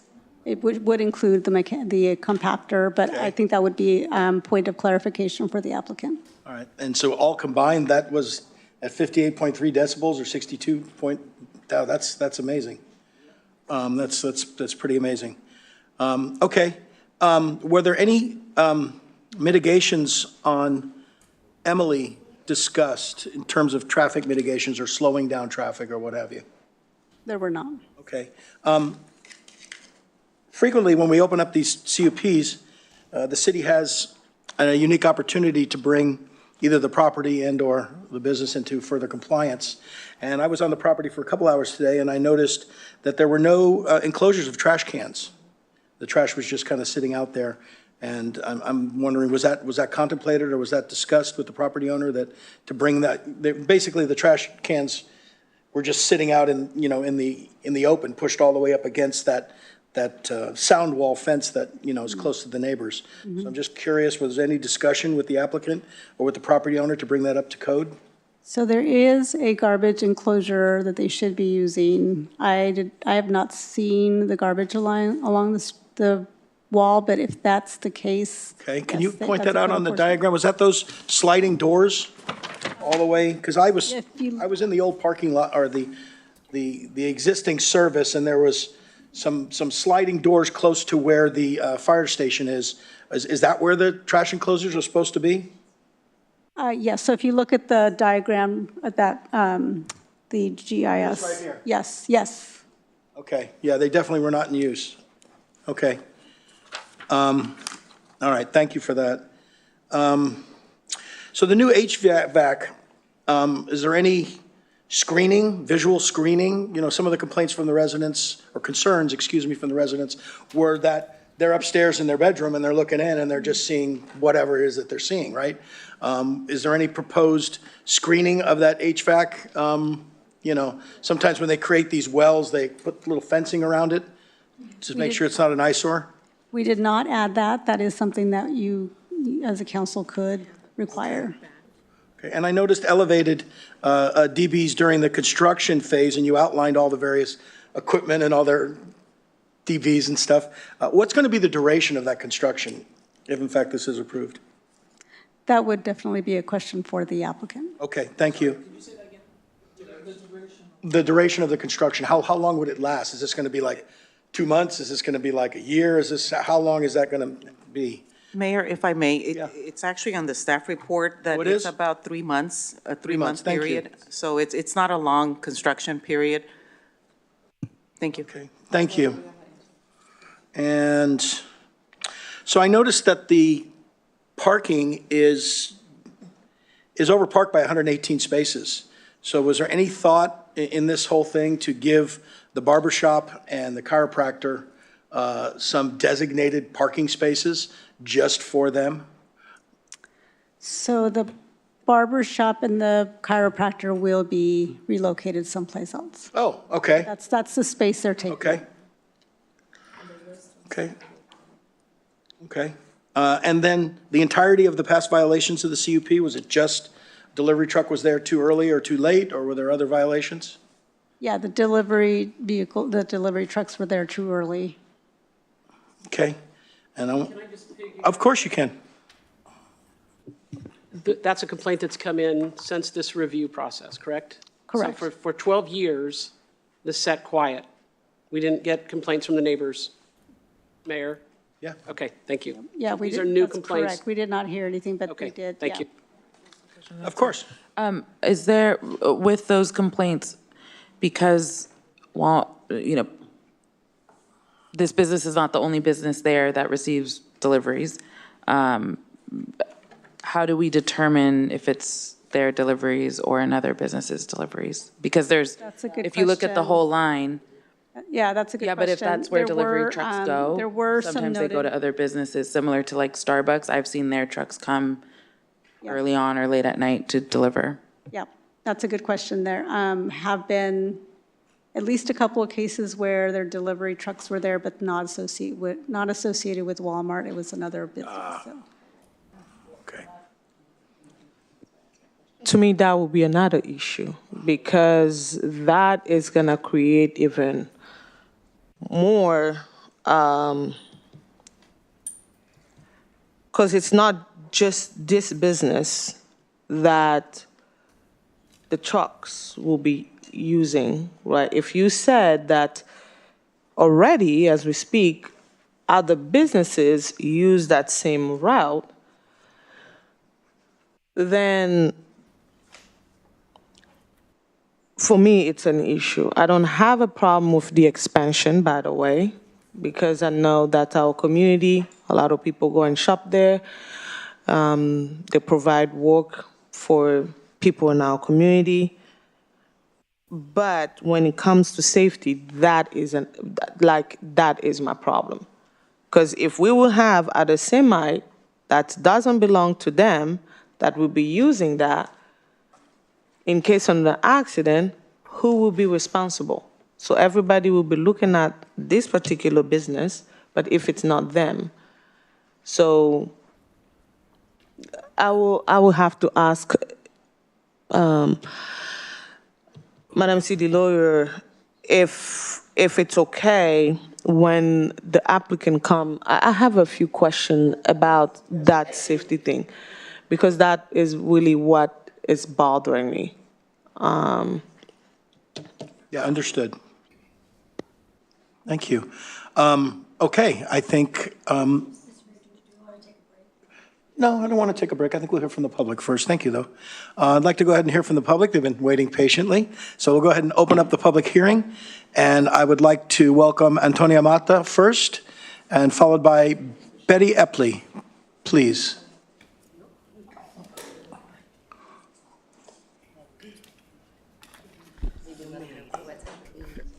I'm just city attorney. I just want to have, Mayor, may I ask a question to the city attorney? Sure. I believe the appellant and the applicant are to be providing. Mayor opens up public hearing. Before that, we need to start with ex parte Okay. contacts from council members. And so ex parte contacts or any contacts that you've had, that you've taken, you've heard testimony, you've taken evidence outside of this hearing. So generally, that means you just note generally, I've spoken to the appellants, I've spoken to the applicants' representatives, I've spoken to, residents who are opposed or in support of. You don't need to name names, you just need to say if you have in fact gotten evidence regarding this hearing outside of the hearing. As the district representative, I have received some communication and some pictures You don't from. need to say what you received, just that you've gotten Yeah, information I've got information. from the appellant. From the appellant, yes.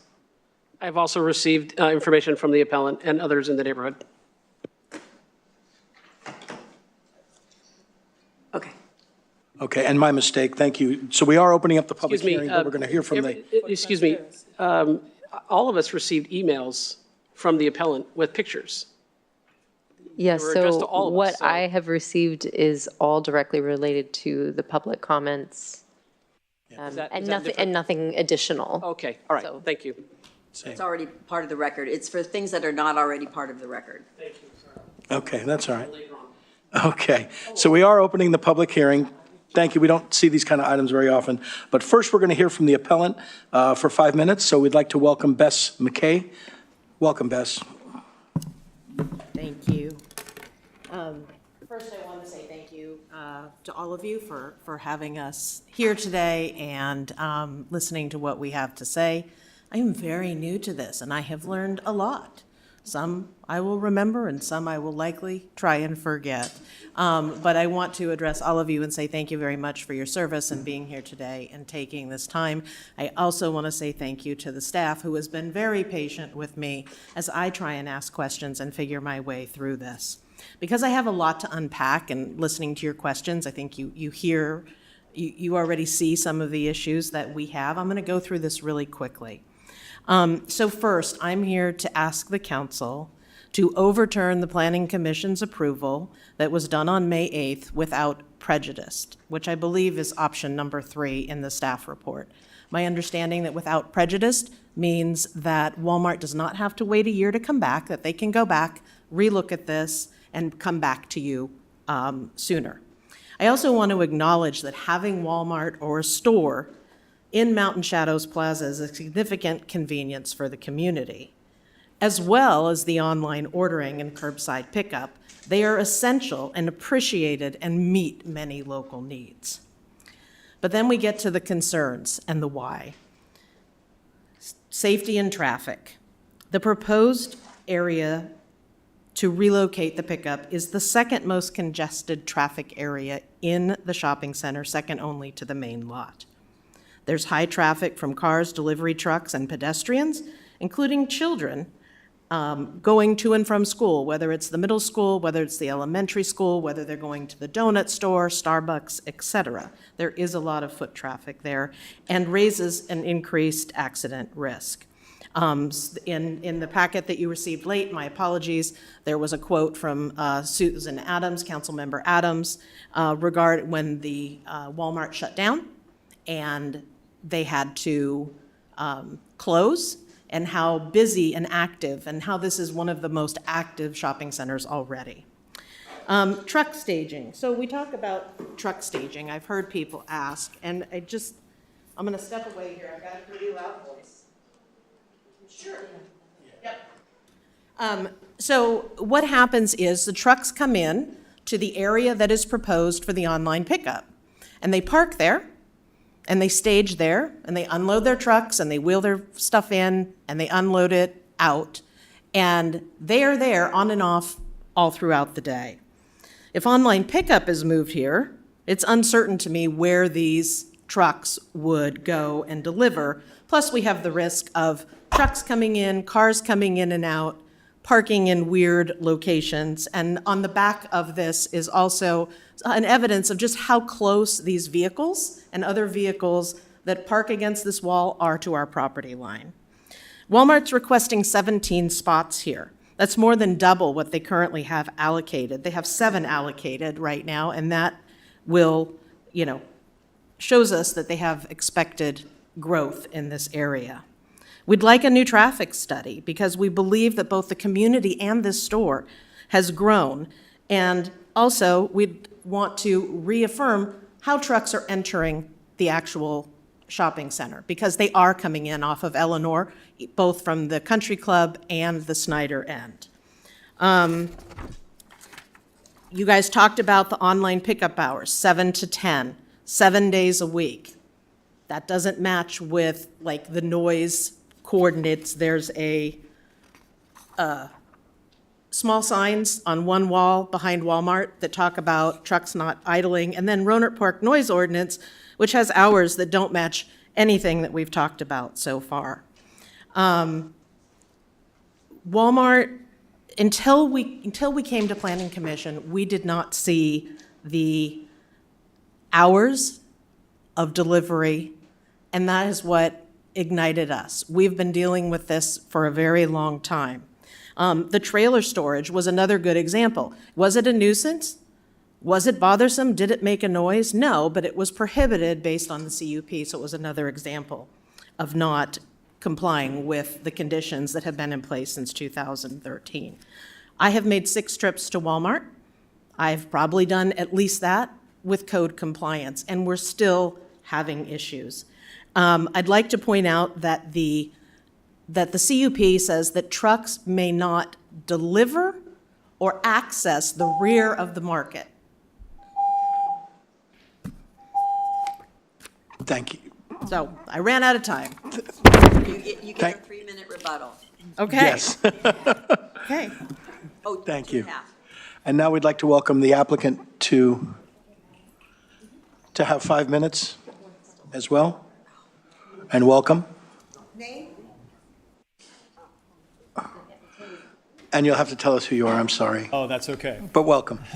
One point of clarification before we start the clock. City Attorney, a lot of questions were asked during the City Council, and we could take up more than 5 minutes responding to those questions. Can we do our presentation and then have the opportunity to answer those questions? Yes, thank you. Thank you for that. Yes, you can. All right, and could you reset my time for 5 minutes? We'll try not to take it off. Of course.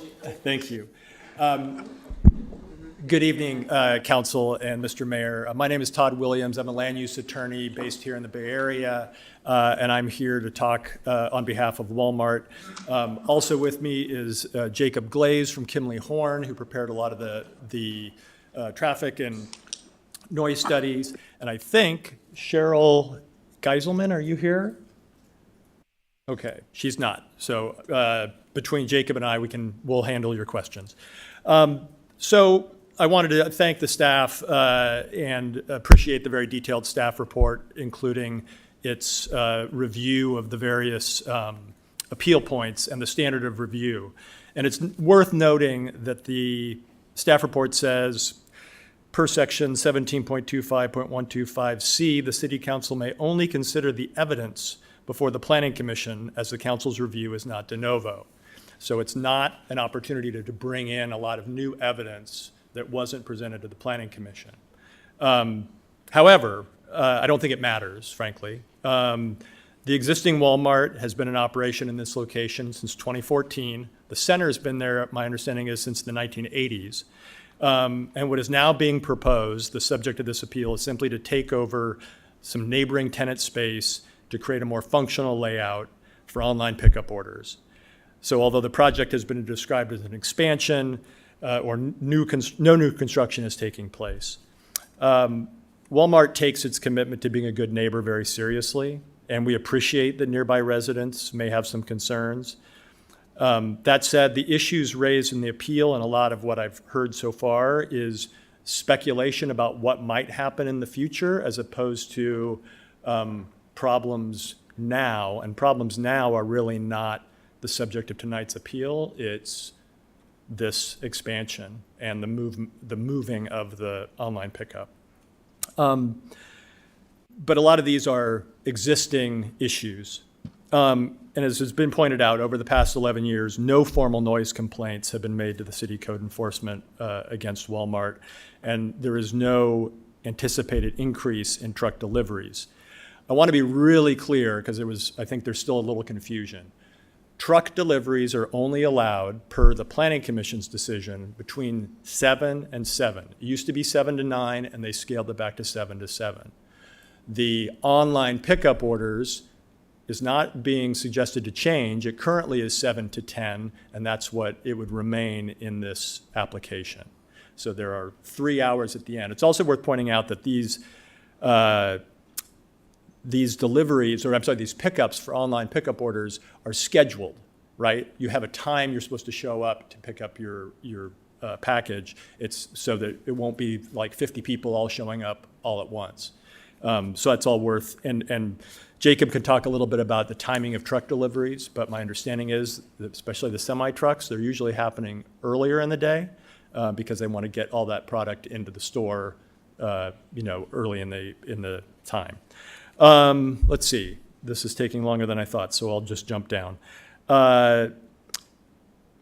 So the scope of what's being proposed is very minimal from a traffic standpoint. The project is expected to accommodate an additional 3 to 4 online pickup orders per hour. That would be an increase from 11 to 15, so not dramatic.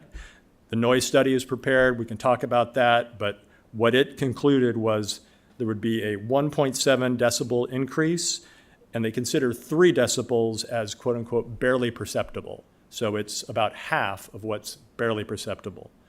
The reason why it's being moved is because right now, Walmart employees have to go outside, come down a somewhat narrow drive aisle to do the deliveries. This will be much safer for them not to have to walk into the street. And again, we believe, based on our traffic study, and that was reviewed by the city and the city departments and city engineer, is that this can operate safely. So in closing, it's just important to understand that Walmart wants to continue to efficiently serve its customers, especially those with mobility or health issues, seniors, and families with young children who would rely on this service. The store will continue to function as it does today and as it has for the past 11 years, just more efficiently and safely. So we would request that the appeal be denied so that Walmart can be allowed to move forward with this upgrade to the store. So I'll stop with that. And again, if you have questions, Jacob Williams is here from Kimley Horn. Thank you. Thank you. Yeah, please do stand by.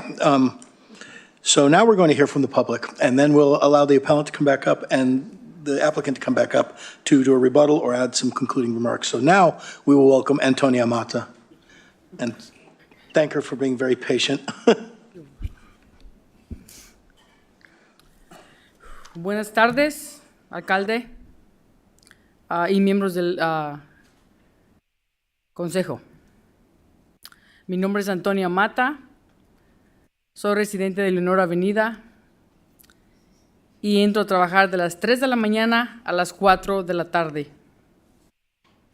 Vivo unos 85 pies detrás de esta Walmart, así que veo y escucho exactamente lo que está pasando ahí todos los días.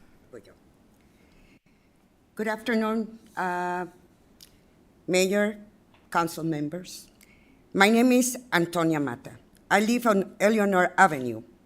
I work from 3 o'clock a.m. to 4 p.m. I live about 85 feet from back of Walmart. So I see and I hear exactly what is happening there every day. Quiero aclarar que no estoy en contra de que Walmart haga mejoras dentro de la tienda. Ese no es el problema. Lo que realmente me preocupa es que quieran mover todo el estacionamiento de recogido de pedidos de líneas a la parte de atrás, justo al lado de nuestra casa. Ese es el lugar donde ya están establecidos los camiones con el motor encendido, a veces muy temprano en la mañana, y donde lidiamos con el ruido y el tráfico todos los días. I just want to be clear. I'm not against Walmart making improvements inside of the store. That's not the problem. What really concerns me is moving all of the online pickup, parking to the back, right next to our homes. That's where the trucks already idle. Sometimes early in the mornings, we deal with this noise and congestion all day. En la carta de Walmart dice que su estudio de ruido demuestra que este proyecto no va a tener un gran impacto. Pero ese estudio se hizo durante el periodo corto y durante horarios donde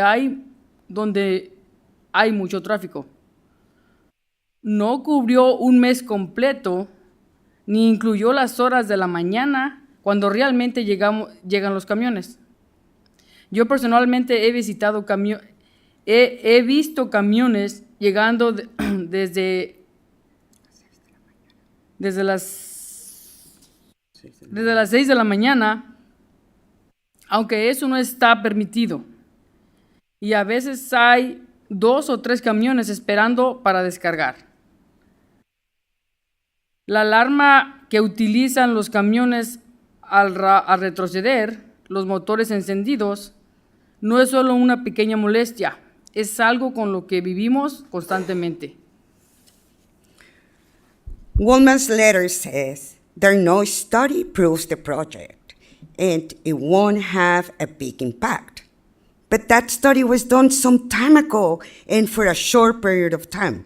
It didn't cover a full month or include the early morning hours when deliveries actually happen. I have personally seen trucks showing up as early as 6 a.m., even though that's not allowed. And sometimes there are 2 or 3 trucks waiting to unload. The beeping, the engine running is not just a minor inconvenience. It's something we live with constantly, every day. Mover el área de recogido de pedidos a ese mismo espacio solo va a empeorar todo. Van a estar los clientes y empleados tratando de cargar las compras mientras los camiones grandes maniobran o están con el motor prendido al lado. No es seguro y definitivamente tan silencioso como lo menciona Walmart. Moving, delivering from the pickup area in the parking area is only going to make it worse. You will have customers and employees trying to load groceries while big trucks are backing up or idling nearby. It's not safe and definitely not quiet. Walmart también dice que solo unos pocos vecinos se verían afectados. Pero somos personas que vivimos ahí. Y esto impacta nuestra calidad de vida.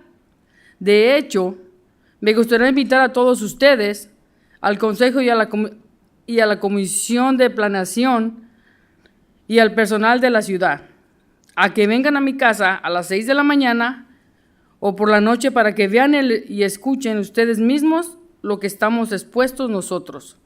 Creo que es importante que conozcan la situación en persona antes de tomar una decisión. Walmart also mentions only a few neighbors will be affected, but we are real people living right there, and this impacts our quality of life. I actually like to invite you, all of you, City Council, Planning Commission, the staff, to come to my house at 6 o'clock in the morning, at midday, and after dark, so you can see and hear it for yourselves how it's to be there. I think it's important to understand this firsthand before making a decision. Thank you. Thank you very much. Can I finish what she had to say? No, we were following along. Thank you very much for that service. We appreciate it. And sorry it took a little bit longer. This was a unique situation. So now we'll ask Betty Epley to come up, please. And after public comment, we'll take a little break. Hello and good evening. My name is Betty Epley. I am a homeowner on Eleanor Avenue. I would like to bring up the sewage problem that Walmart has been having. Only a few months ago, the sewage lines burst and shut Walmart down for days. And this isn't the only time sewage has been an issue in the shopping center. Walmart is about to expand and tax the old existing system, putting both the store and surrounding areas in greater risk. Equally concerning is the growing rat population in the area. This is an issue that has worsened in recent months and appears to be directly linked to the increased waste and food storage generated by Walmart's operations. Residents are now seeing rodents in their properties, in their yards, and in some cases even near their homes. This is not just a nuisance, it is a public health concern. Rats carry diseases, contaminate food sources, and pose a serious sanitation risk. The lack of effective waste management and pest control by Walmart is not only irresponsible, it is unfair to the surrounding neighborhood. Our community should not have to deal with the consequences of poor oversight and disregard for health for those who live nearby. My other concern is about the addition of the new curbside pickup spots. Already when there are more than one delivery truck at a time, there is bottleneck effect where the entire alley gets blocked off. The addition of curbside pickup spots will only increase this bottleneck effect and increase pollution, causing congestion for fire, police, emergency vehicles. As an example, there were children playing on the Walmart pallets and cardboard bundles yesterday. We called Walmart multiple times and no one answered. If one of those kids had been hurt, emergency vehicles would need access to the alley. This would not be feasible with the new proposed traffic flow. I urge city officials and Walmart management to take immediate and meaningful steps to address these issues. This includes conduct proper utility impact assessments contributing to infrastructure upgrades, implementing a robust pest control program, ensuring waste and property properly stored and disposed in a way that does not attract rodents, and address the traffic congestion concerns with the seriousness and urgency they warrant. We also need security at Mountain Shadows Plaza. There was a murder in our Mountain Shadows Plaza parking lot last year. We still don't have security. Our community deserves better. Thank you for your time and consideration. Thank you. Thank you very much. Jessica, if we could, Jessica Arguello, and then Don Jenkins, please, if you'd like to get in the queue. Welcome. Hi. Good evening, City Council members. I'm Jessica Arguello, a homeowner on Eleanor Avenue, and I'm here today to share serious concerns regarding the planned expansion of the Walmart facility. Is the mic on? Could you? Located behind our homes. There you go. Thank you. While I understand the commercial importance of growth and customer convenience and enjoy the convenience that Walmart provides, this expansion raises significant safety and quality of life issues that must be addressed before any further development proceeds. First and foremost, safety is my primary concern. Walmart delivery trucks are already failing to follow the designated routes that were originally outlined by Walmart itself. Instead, we regularly see semi-trucks traveling down Eleanor Avenue, turning left on Emily, and then into the delivery. This intersection is a heavily used crossing for school-aged children walking to and from school, visiting nearby businesses such as Starbucks and Subway, or accessing Walmart itself. My kids go to Walmart 3-4 times a week using that exact route. The addition of curbside pickup services and the associated increase of truck traffic, especially from drivers who disregard assigned delivery routes, will only heighten the risk for children and pedestrians using this area daily.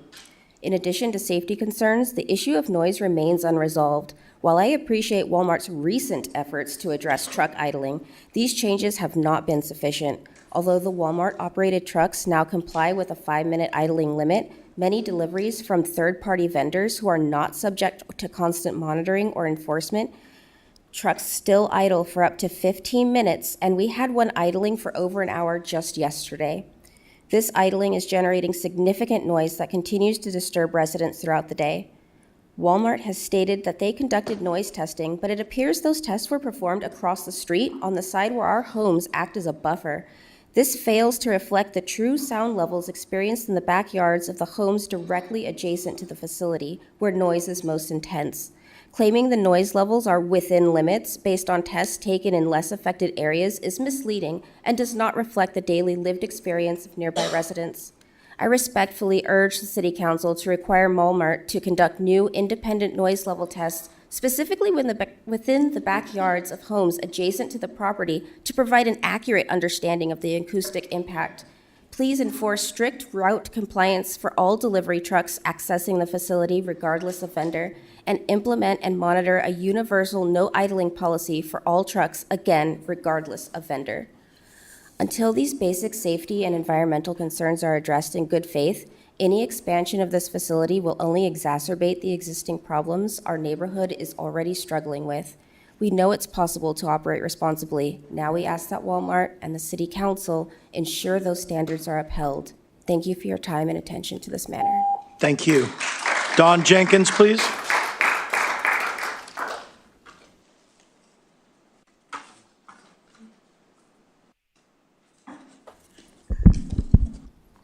Hi, my name is Don Jenkins.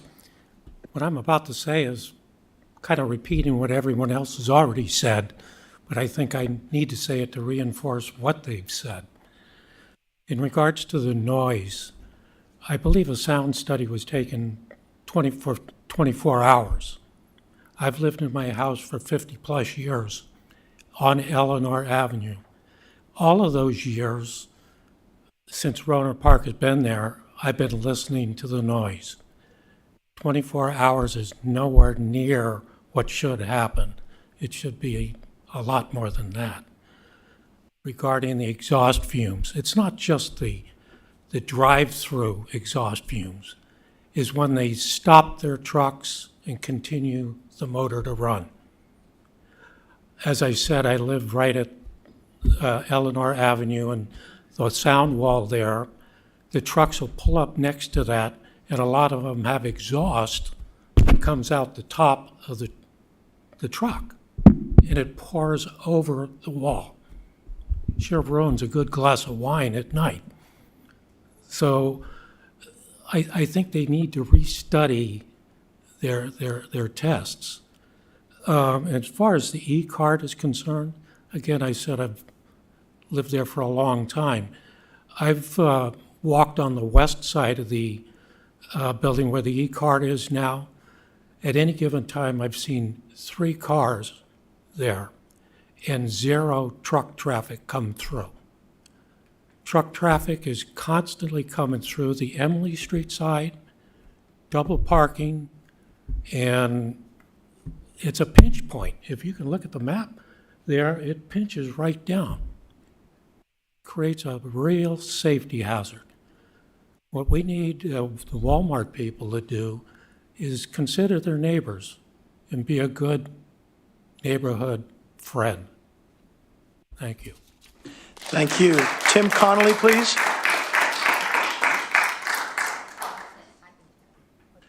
Did he leave? Tim Connolly? No? There you are. Good evening, sir. Thank you, council members and mayor. My name's Tim Connolly. I also live on Eleanor Avenue.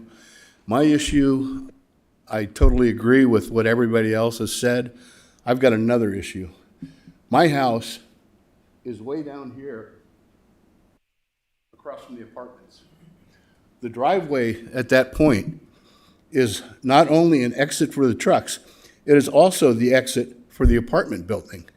On a daily basis, I have trucks stop directly behind my house and idle there because they either haven't closed their rear gate yet, or they're looking at their load and figuring where they're going to go next. when all that should be done back at the property at the store, not along the exit route, blocking that road. And that's pretty much what I have to say. Thank you, sir. Thank you. Robert Cheney. And then David Palmer. My name is Robert Cheney. I am a professional Class A truck driver. And my concern is, I'm with Jackie on this, it is going to be way too tight. We bring a big rig in here, and we're coming in here, and you're parking cars here, well, there's an accident. That's not even talking about the kids that are trying to go through there. And then you're going to come in here and you're going to have to stop. You can't go no farther because there's no room. And then if you've got trucks sitting like this, you're stopped. You're backing up. You've got kids walking anywhere in there, you're going to have an accident. And that's why Jackie's concerns touch my heart. Because he's worried about idling here. I'm just worried about how you're going to get my big rig from this point into here. Sir, could you please speak into the microphone so the I am so captioner sorry. can capture I'm your nervous. comment? I'm nervous. I don't do Okay. this thing. But so as a professional driver, you're going to introduce a bunch of chaos right there instead of leaving the chaos There you go. where it is already. And if you're going to put another 12 spots there, I can't even get a delivery truck in there. This is what happens right now with delivery. And now you're going to put cars where these trucks are? Oh, I'm going to take 2 or 3 of those out, just bringing in the one load. And, you know, Walmart should have thought about that, I think. I don't think they did any studies. Could you speak into the mic? There you Big go. rigs come in there. And, you know, I'm so sorry. My heart goes out to you, Jackie, about your family. My condolences. But this is just going to bring in way too much chaos. And that's about all I have to say as a, you know, professional commercial driver. This is stuff we think about every day. And it only takes a blink of an eye to have somebody just say, oh, I forgot my, and boom, you're done. And you cannot stop a 80,000-pound truck as fast as you can stop a car. And somebody's going to get hurt. I think they should leave that pickup where it was, not where they want it to be. Thank you, sir. David?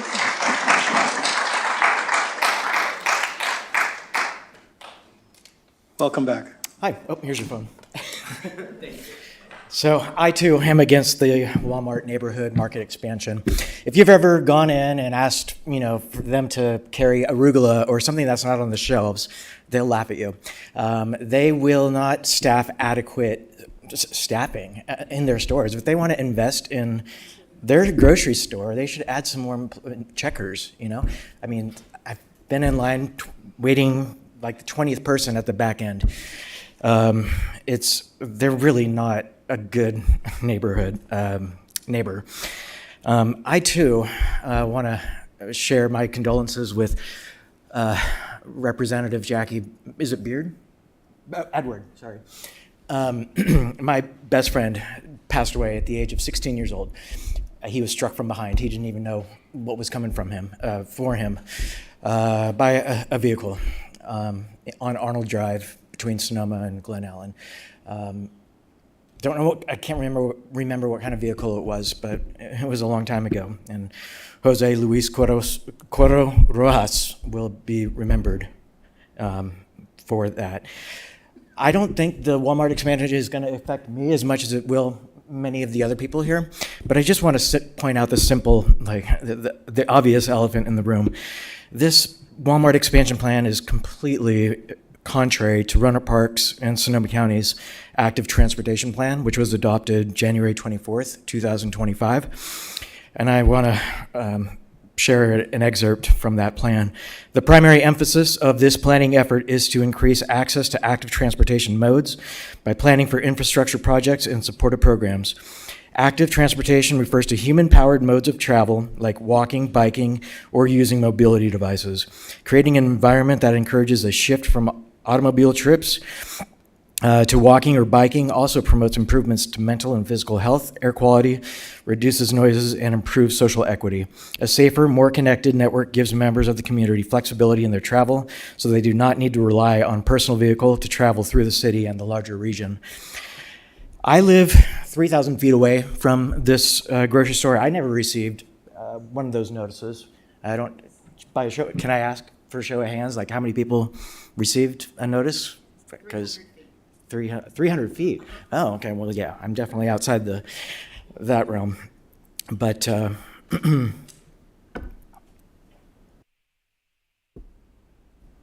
and also, it's going to affect 2 small business owners.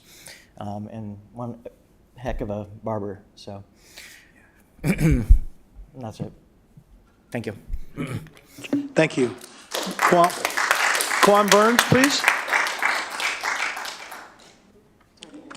Quan Burns, please. Hello, sorry.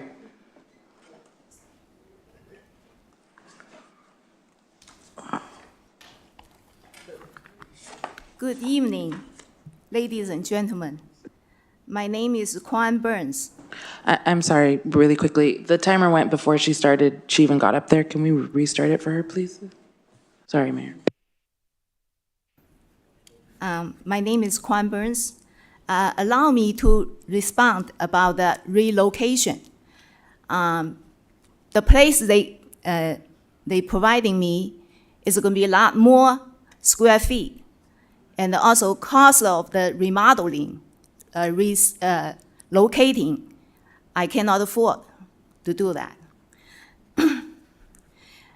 I have lived in Rohnert Park for 28 years, and I'm the owner of Mountain Shadows Barber Shop. My business has been here since 2010, doing well and make a living. I think a city should support different type of businesses, regardless big or small, because they benefit each other and it's healthy for economy. I had a customer who I cutting his hair. The wife went to shop in Walmart.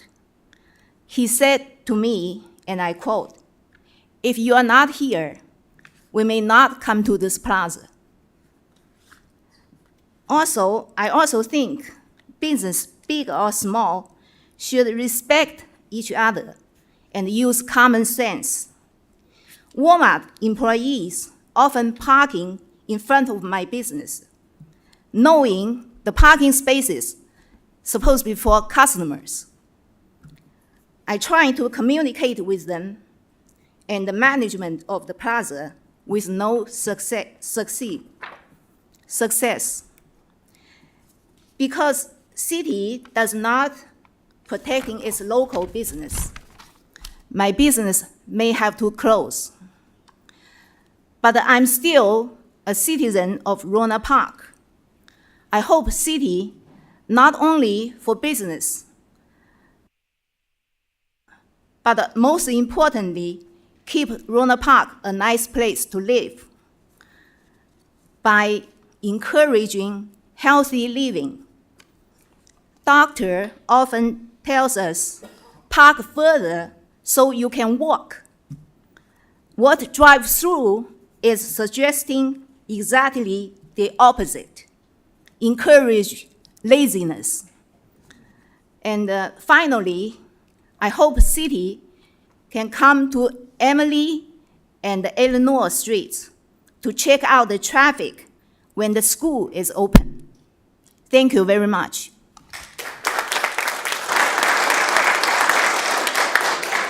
Karen Henderson, please, and then Tracy Hampton.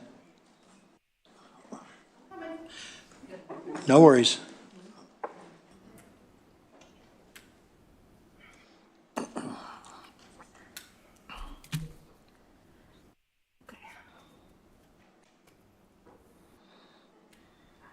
Good evening, Mayor, Vice Mayor, City Council, and Staff Planning Commission. I live right across at the end of that red square where the cars will be coming out. My back gate and upstairs bedroom directly face the exit of the proposed pickup area. I appreciate Walmart's intention to support seniors and people with disabilities like me. A neighborhood market is a welcome amenity, but the scale of the expansion matters. Expansion from 7 to 17 pickup bays will cost definitely more headlight glare into my bedroom window, a serious issue during winter nights and summer evenings. Significant increase in traffic, noise, and emissions as well. Then we have local youth frequently riding bikes in the proposed exit zone right there.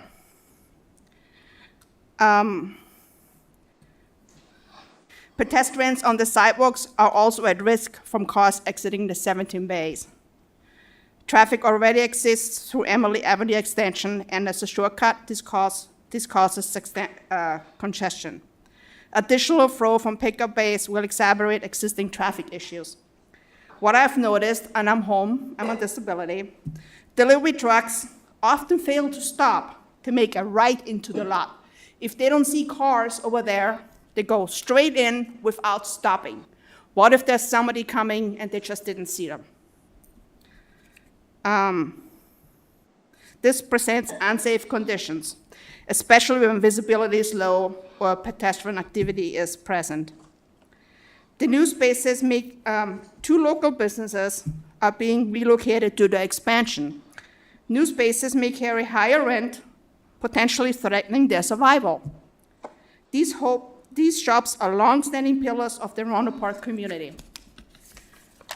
I respectfully ask to deny the proposed Walmart pickup expansion and approve the appeal. Thank you very much. Thank you.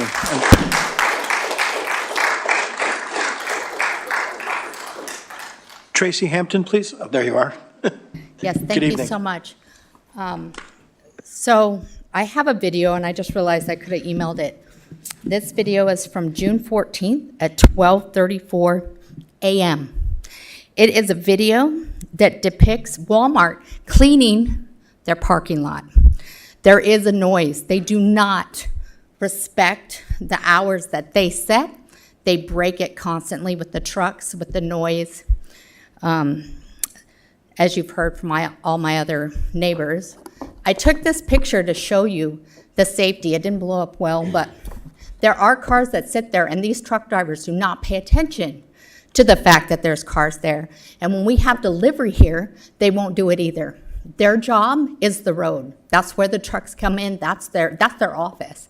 So they do not care that there will be pickup there. And I argue the point that it causes more of a safety issue having it there than where it is, because now you're going to have employees walking across traffic area.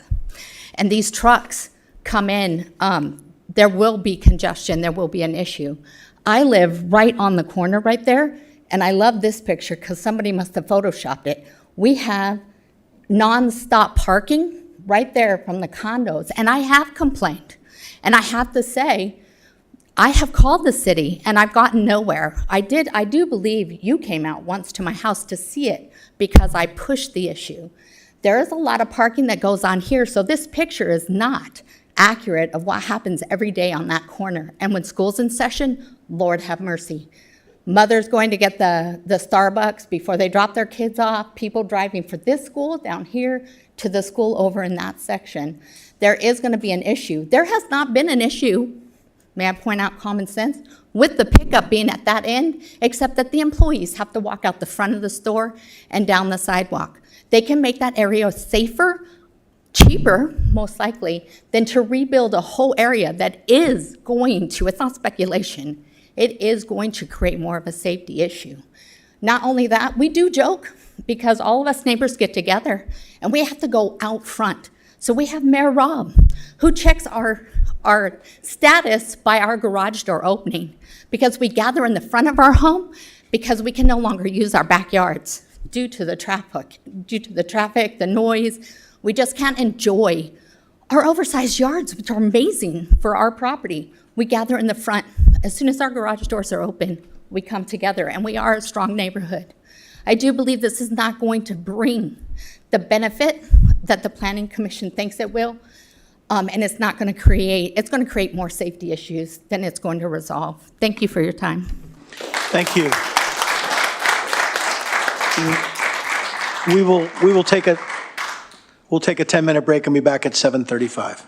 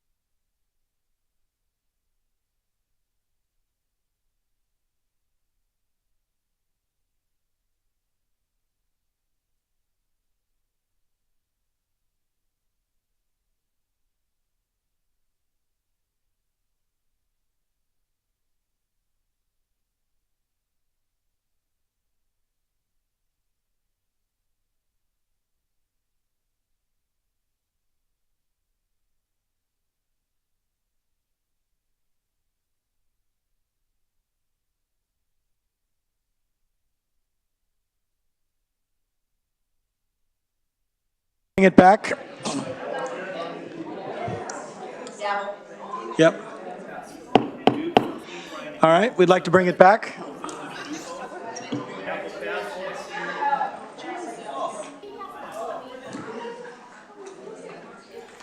And thank you very much.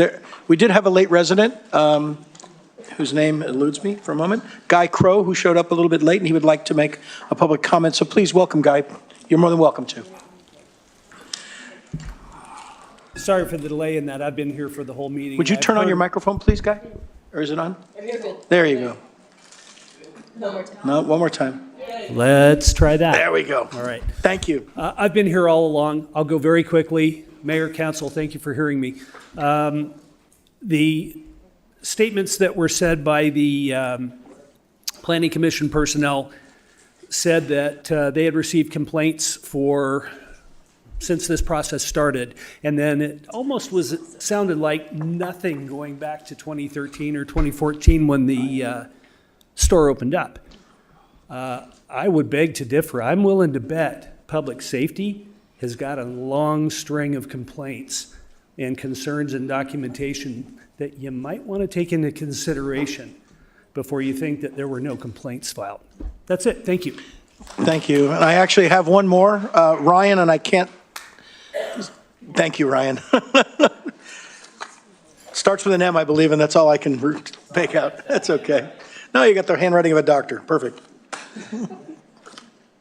Thank you, Mayor and Council members. My name is Ryan Morita. I am the representative of the ownership group of Mountain Shadows Plaza. I was born and raised on Fairway Drive, went to school at Hahn, Creekside, Rancho, graduated with Samantha. Very good to see you again.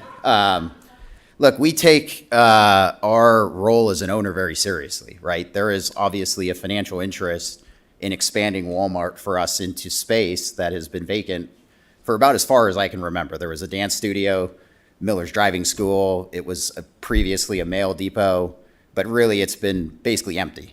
Vast majority of all of our complaints from a safety perspective happen in the parking lot that we're talking about grocery pickup. People lingering, motorhomes, things that pursuant to the civil code here, we have to give them a 24-hour notice. We have to then wait a day, and then we have to either tow or try and get them to move. There have been different safety issues with homeless people trying to lure kids and things that we don't stand for. I'm just gonna give a bigger speech, but basically just to kind of address some of the things that have come up. Traffic and safety is something that we're very aware of. There's a lot of concerns about trucks. The one thing I want to point out is that the truck route was approved when this CUP was initially granted, right? Coming off of the 101 freeway, down Golf Course Drive, into the back of the center, around onto Emily, down through the back. They come down here, and then they back into the loading dock. And that's how a truck will typically access a shopping center. It has to back into a loading dock. It can't drive directly into it. So the truck route is there. What we're looking at doing is taking advantage of underutilized space and using it to expand Walmart to provide another service for young families, handicapped people, people that are either in a rush. I have 2 young kids, so it gives you the ability just to compete on the grocery side. A couple of different facts. Something came up about the sewer system overflowing and clogging and closing the store. That was actually a fire suppression system. The overflow valve was not accurately or correctly put back on after it was the fire inspection. So when that blew, because it got the electrical panels wet, we had to, out of safety, shut down the store until that all got turned back on. A couple other things with the local tenants. We are big supporters of local business. We've tried to run fundraisers with certain restaurants. The relocation of the barber shop and the chiropractor is solely on the cost of the ownership group. The rents will not be changed. Spaces will be increased because we don't have those small spaces in the center. So whenever they are relocated, the rent will remain the same. Not on a per foot, but the actual total dollar rent remains the same, and also puts them into the shopping center frontage. The other point Thank you. Thank you. Thank you. Thank you very much. Okay, we'd like to welcome the appellant back for 2.5 minutes, and then we'll welcome the applicant back for 2.5 minutes. You guys just don't know me. I talk. But you said And it then- for, yeah, it's 2.5 minutes. Thank you. Okay. So listen, the initial ask is that you overturn the approval that was done without prejudice. We want to limit employee access, truck access, and delivery access, and online pickup hours to the set hours of 7 to 7 on weekdays and 9 to 7 on weekends and holidays. I want to play something for you as it pertains to the employee access and why I'm requesting it. So this is taken from my back door.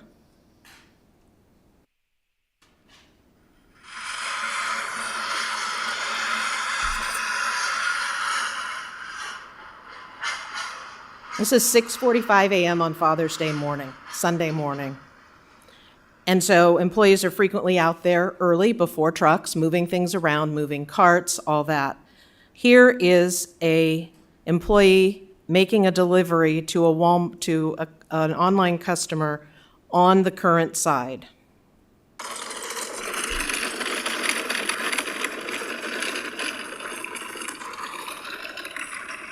So I think you get the picture. The noise effect is there, and if the hours are not restricted, then we are going to continue to have problems. I threw in your packets a calendar of non-compliant truck deliveries and/or access in the rear, because the CUP says access to the rear of the market is also a restriction and not just deliveries. I also threw in, because I like to use humor, guys, a Facebook post in 2018 of myself, my husband, and 3 other Walmart people, and it's talking about how fun it is to have Robert and Bess in the store and what great community they have and have established. And I think we have lost a lot of that community. On the current side of where the online pickup is, there are 7 allocated spots, but there are 12 spots that could be used. So they could increase, almost double, and stay in the same place. I realize it doesn't give them the same efficiencies and the ability to come out of that back door, but if people are coming out that back door, and again, I'm hearing that rattle, rattle, rattle, whether it be 7 o'clock. They also do deliveries before and after the hours that are approved. Thank you. Thank you very much. I'd like to welcome Todd Williams back up. There he is. I'm going to be, excuse me, I'm going to be really brief, and then I'm going to let Jacob answer as many of your questions as he possibly can. I think just a couple of things to understand. A lot of the concerns I think that you've heard tonight, not all, but a lot of them, largely relate to existing conditions, right? People are upset with current noise, current truck idling, et cetera. There's a way to address these issues. It's code enforcement. It's through the planning department. It's through the police department. It's not here. This is narrow. Today, we're talking about what did the Planning Commission do about this expansion and whether it's safe. I'll let Jacob talk to that. So with that, I also wanted to let you know that the store manager is here, Mr. Ricardo Valenzuela, so if he can speak to issues regarding existing conditions and existing delivery schedules. Thank you. Thank you. Okay, who would like to start with their questions? Jackie? I'm sorry. Again, Jacob Glaze, Kimley Horn, civil engineer. We also have assisted with the noise study. I'm going to rapid fire a lot of these, and I'm happy to answer some of these that were there. But these are questions from the community, but also from council members. In terms of truck deliveries, we currently have 4 that are being occurred on site from the Walmart depot, 1 for grocery, 1 for general merchandise, 1 for meat, 1 for produce.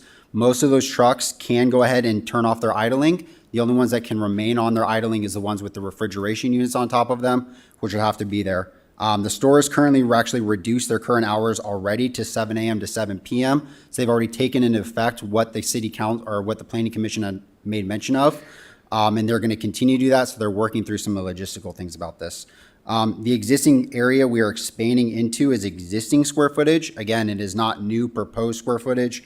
Construction of that is 3 to 4 months. The truck trips and how they go ahead and occur is they're scheduled to come out of the warehouse, the store manager was mentioning, they do get a 15-minute notification when the truck is away, and so that way they're able to notify. Sorry, I'm trying to rapid fire these. We're more than happy to add additional no idling signs to there. And a couple things just regarding the operations. I know it was mentioned that kids or people from the public will actually walk into the actual pickup expansion. The pickup expansion is only for employees to drop off your goods and go from there. I have a lot more I'm happy to address should you give me the chance. Thank you. Thank you very much. So we'll go ahead and close the public hearing. And I will turn to my colleagues. Oh, I'm sorry. Go ahead. I don't know if this needs to stay within the public hearing, but I have a question about access.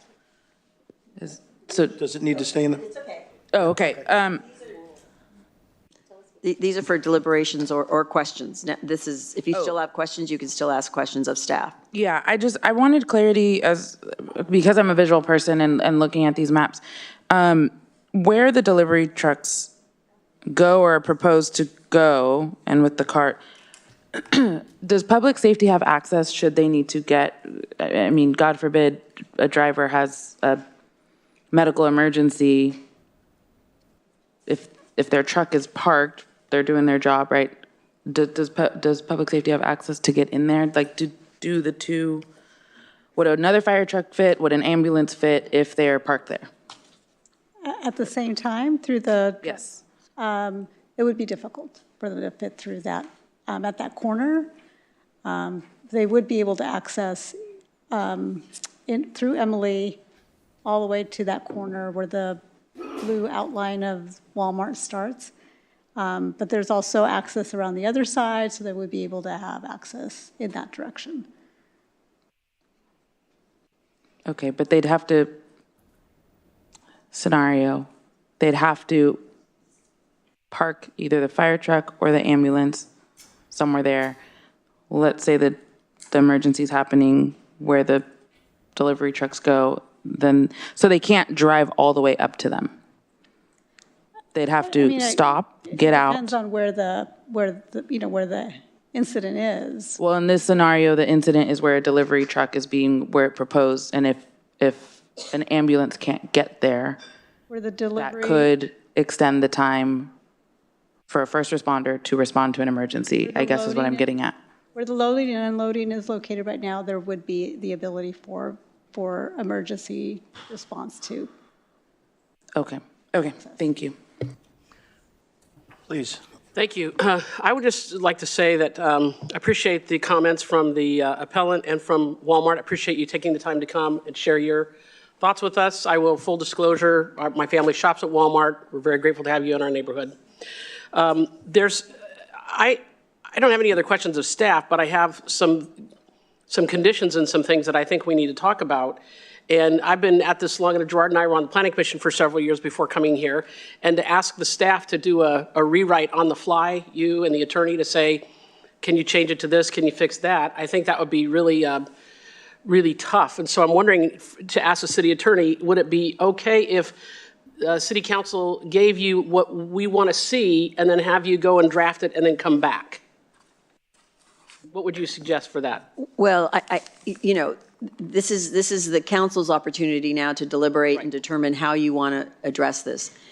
I believe if you're talking about a continuance, yes, we can do that. My suggestion would be that the council, deliberate and tell us what it is that you have issues with, so that, if it is continued, then we have some direction on what is it that the council hasn't seen or wants to see in terms of conditions or, other circulation plan issues, whatever issues you want to see.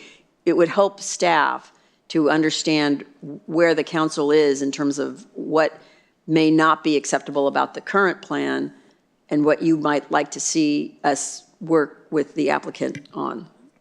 Yeah, she has a question, then I'll come back. Go ahead. So, is that means that we are not denying or approving anything, right? Is that correct? I'm not suggesting either way. That was just one council member who made a suggestion, and I gave you options on how to deal with it. One option is to continue the item, to have staff, try to work out a different set of conditions, or, I don't know what the direction of the full council is. So I think the best way to deal with this right now is to hear each council member's thoughts on, how they feel about this appeal and what they want to see in terms of either, affirming the Planning Commission's decision, requesting additional conditions, or, denying the appeal. Thank you. So there are many parts of the Planning Commission's ruling or that I agree with. I don't want to throw the baby out with the bathwater. For instance, I believe that the agreed upon time for trucks going through the area, 7 a.m. in the morning, finishing at 7 o'clock at night during the weekdays, 9 o'clock in the morning, finishing at 7 o'clock at night on weekends and holidays. I'd like holidays added. So that would be my first change. Secondly is the idling of the trucks. If a truck's going to be out there idling more than 10 minutes, they ought to shut off. And however we're going to monitor that, we'll figure that part out. When I said earlier that there were never any complaints until this year, I didn't mean that there were never any complaints till this year. What I meant was, anytime, like the mayor said, we bring a conditional use permit back up and look at it, and you get an invitation in the mail and say, come tell us all about everything that makes you happy about this and what you want to change. That's like harrowing up dirt before you're going to plant, right? Everybody wants to come out of the woodwork and tell us everything that they've been thinking about for 12 years. So I'm not saying that there weren't any issues. I'm just saying this is a great time for us to address them. I would like to thank Walmart for all the time and the effort they put into this. I will say right off the start here, I have severe concerns about having any pickup going on in the south end of the store. I think we are it's just an accident waiting to happen. The way we have trucks coming in along where the chiropractor and the barber's office is now, and then making a turn into there, we have cars doing the same thing, that we have them both going out the same way. To me, that's just asking for trouble. If you go over to the west side of the store, there are at least 12 pickup spots right there. If you're thinking of moving, I would like to have Walmart consider, if you're going to move your pharmacy, go ahead and move your pharmacy over, put a door over there so that they can walk in and out of that door, and leave pickup on the west side of the store. That is my, I'm going to have some kind of a vision to show me something different. No, don't do that. You don't need to do that. But I think that's super important because it's a safety issue. I mean, the truck driver who said, you can't stop that thing as fast as you can make it go.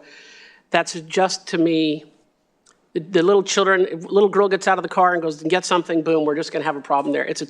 We have so many choke points back there, it's crazy. So that would be number one. Let's move the delivery, keep the delivery on the west side. Two is the truck staging. I think it's super important, the hours that I mentioned, and then the other one is the emissions they need to turn off after 10 minutes. The other thing is, let's see. I think it's really important that these truck drivers be instructed to stay off of Eleanor and stay off of the surface streets. Have those truck drivers come in the way they're supposed to come in off golf course, come around the back, come on to Emily for a second, then go around the back of the store there, right? I think they ought to stay off the surface street, other than that. I think that between 7 p.m. and 7 a.m. behind Walmart, it ought to be a dead zone. There ought to be no laughing, joking, slamming things around. And I think the manager who is here, if we need to do some training, that's great. But I take Walmart at their word when they say they want to be a good neighbor. I truly do. That's evident in the fact that the store's not perfect, but I think you're providing a perfect service in our community that we need. I know for a fact there are other neighborhoods who'd give their right arm to have a Walmart in their backyard. Right? So I'm not interested in having any issues with Walmart except to say, here's just some basic concerns, and I think you can work with your employees on that.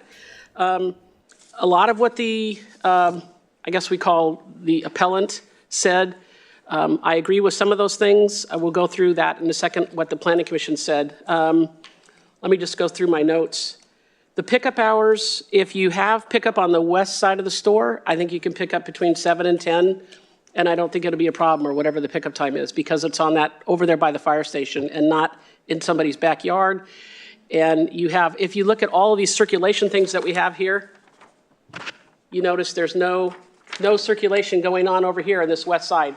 It's a big dead zone, and that's where I think we need to keep that going. All right, let's see. Let me just go through my notes really quickly.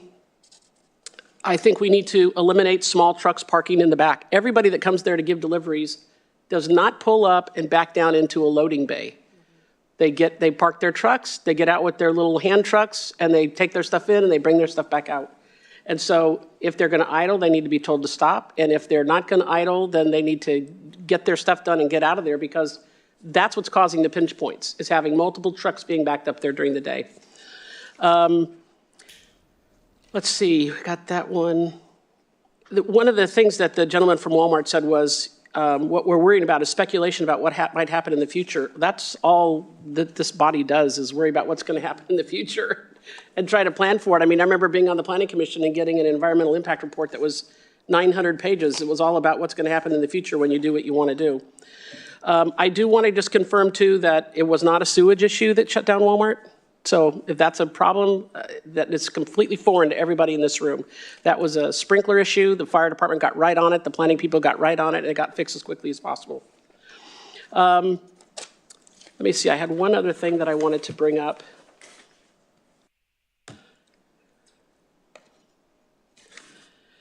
And that is, I talked to the Director Giudice today about when there are compliance issues, okay? I don't think anybody needs to call public safety at 10 o'clock at night and say there's a truck idling behind our house. I want to just remind the members of the public who are here, we have an app, I don't know, what is it called? Go Request, or what's it called? Reach Rohnert Reach Park. Rohnert Park. You can go on Reach Rohnert Park, and I will tell you, I will take our city's response time against anybody, anywhere. You put something in Reach Rohnert Park and somebody's going to call you within 24 to 48 hours guaranteed to respond to your problem. And that includes these folks over here. Try it. Don't shake your head. Let's try it out, okay? Yeah.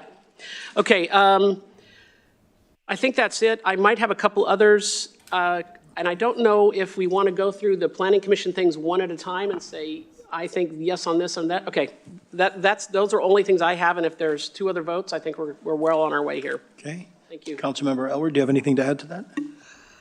Well, I don't have much to add because she pretty much spoke what I was thinking, but I would just want to reinforce that I would like to have Walmart to keep the pickup area on the west side and not move it to the back side. And if they can do that, that would be fantastic. I appreciate the work that the planning commissioners have done.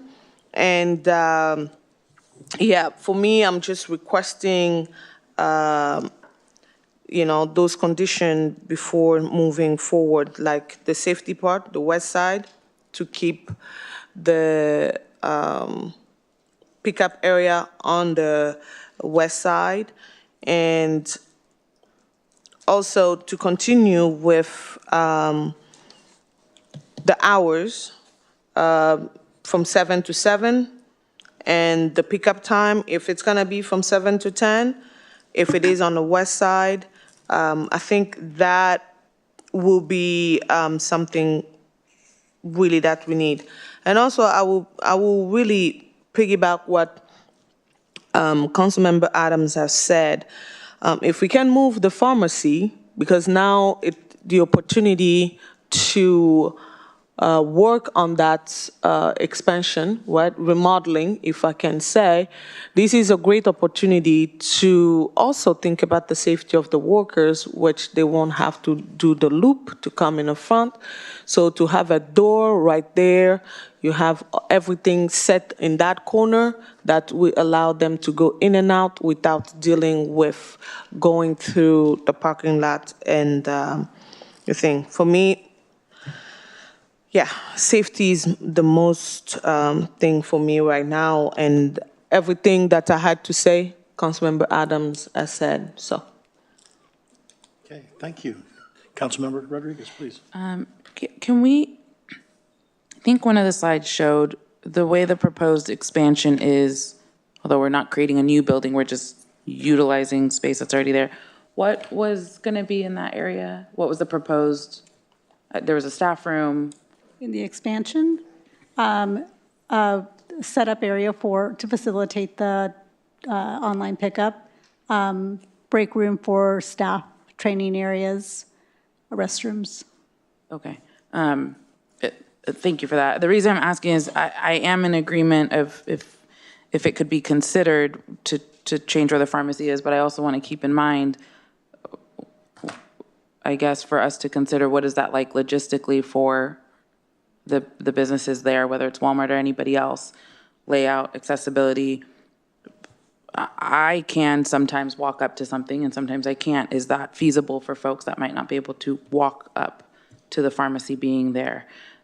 If that was previously considered or not. And what I mean is, if they can walk up to the proposed area that Councilmember Adams said of having it on the west side. And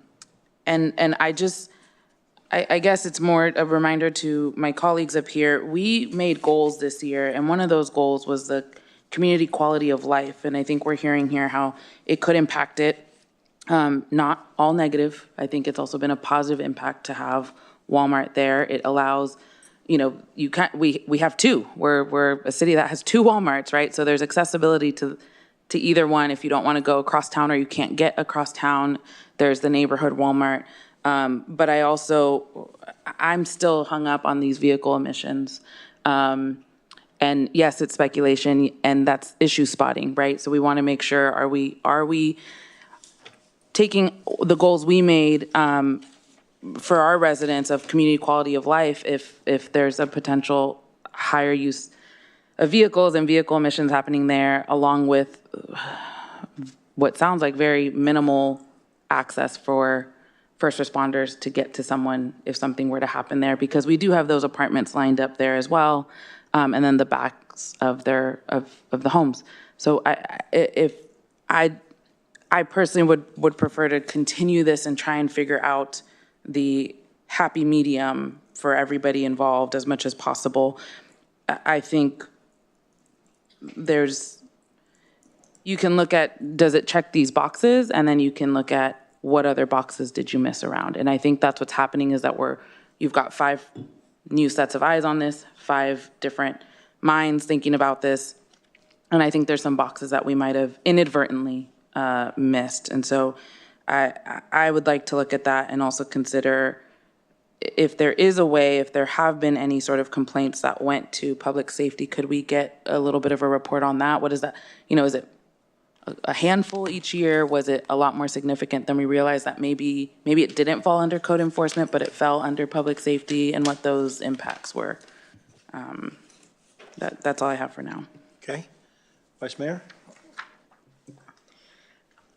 Everyone here has covered every question or thought that I've already had today, so this is great. That leaves me with very little other than to say I feel like this is a good project, and I'm in support of the expansion, and I'm not comfortable with the online pickup being at the rear of the store. One question that I have that kind of ties into that is, if employees are driving now, I'm curious if they have a certain area where they park. And I ask that because I feel like that might be a good spot for an employee who's going to come in one time, stay for an extended shift, and then leave one time to be the least disruptive to the residents and still utilize the space. And I would never, recommend how Walmart should configure the inside of their store. It's really just about circulation of traffic to me, and it doesn't seem like what is being proposed is efficient for the greatest number of people. So I want to make sure that that's where we're focusing, is on the greatest benefit to the community, while still letting them operate how they need to operate. So those are my thoughts. And I was really encouraged to hear that the current tenants that are moving are getting support in their rent and their, that's just exactly what I needed to hear, because that's really important too. So thanks. Thank you. So I was on the property today for about an hour and a half, and I parked in the existing service area. I watched 3 cars come in well, not totally, but came from the Emily side, go all the way in past the loading zone and make that right turn up into the existing spot. So I think there needs to be more work to be done to discourage that from happening. Absolutely no deliveries using Eleanor Avenue. And I think, and I appreciate the efforts that Walmart and the shopping center are making to make sure that the hours are honored, but I'm inclined to require gates, and gate all the way at the front entrance on Country Club Drive, and either another gate at the back of the building, or one at the bottom of the existing service that prevents trucks from getting in there. That needs to be locked and unlocked by a Walmart employee or someone from the shopping center at the appropriate time, because I think it's ridiculous that the residents have to suffer through that.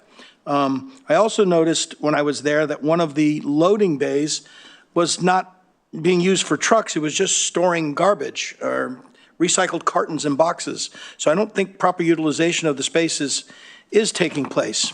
And to me, this circulation plan, and I've seen a lot of them, is not tenable. This does not work. I'm more inclined, you're over parked here by about 120 spaces, to see something up front, at the front of the property, because I don't even think the existing service is in the greatest of spots, but somehow trying to configure it so that it's in front of the building there. You've got just a plethora of parking there, and yeah. Mayor, may I ask a question? When you say they're overparked, do you mean they have more spaces than they're? Yeah, by about Okay, 120. Okay, that's what I thought. Thank you. Can I ask a clarifying? Sure.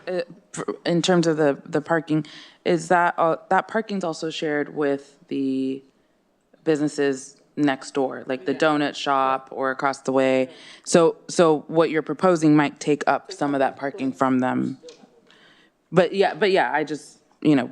It might, but maybe we can work it in a way so that it doesn't, right? And also seeing that, you know, there are a lot of small businesses there, and we want to support small businesses, that there are some parking spaces that are reserved for those, you know, for those businesses. And then ultimately, I'd like to see some kind of a plan. I mean, I rent out at SOMO, and we don't allow none of the employees for anywhere are allowed to park right up front, right?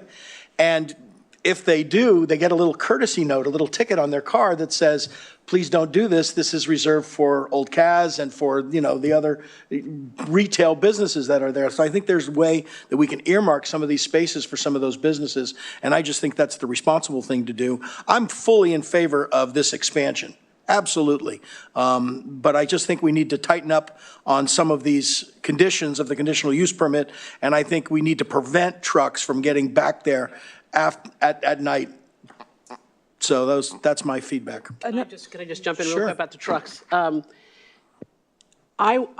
a gate person. I love a good gate, but I would like to give Walmart the opportunity first, before we do that, to say, look, guys, please, let's do this the right way so that we don't have to put a gate in, and give them an opportunity to honor the CUP. And then if they don't, then we can talk about a gate, right? But I probably wouldn't go there first. Does that sound? And the second thing is, I don't want the city attorney and the staff to leave here thinking, well, they didn't say anything about delivery on the east side.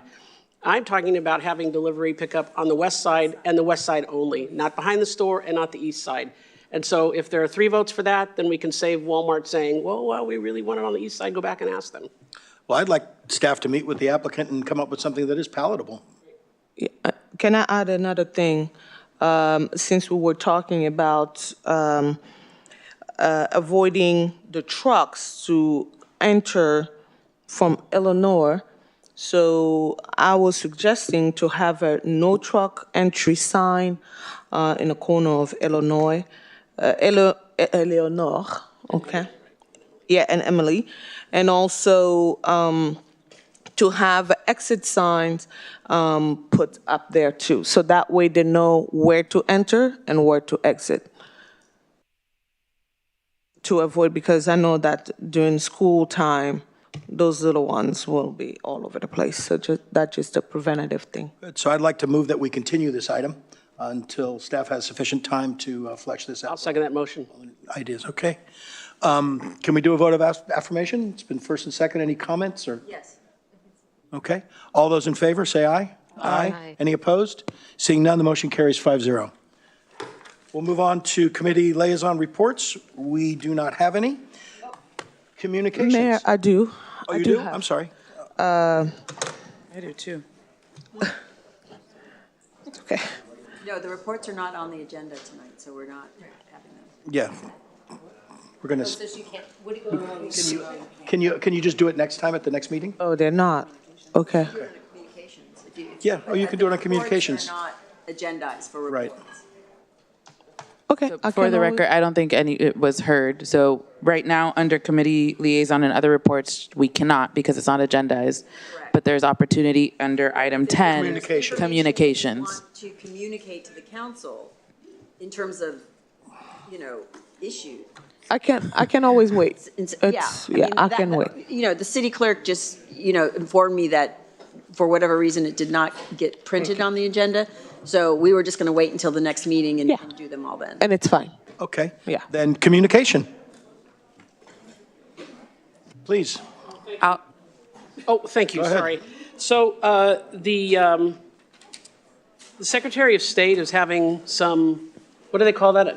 It's the apostille. Apostille at the, in Santa Rosa at the county seat.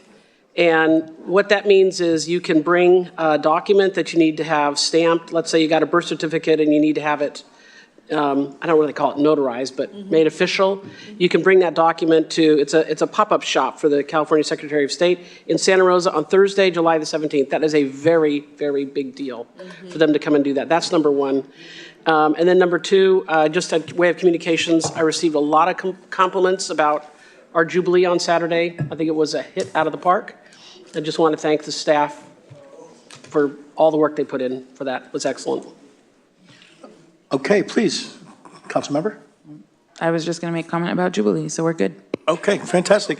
Anyone else? I'll third that. Jubilee was amazing. All right.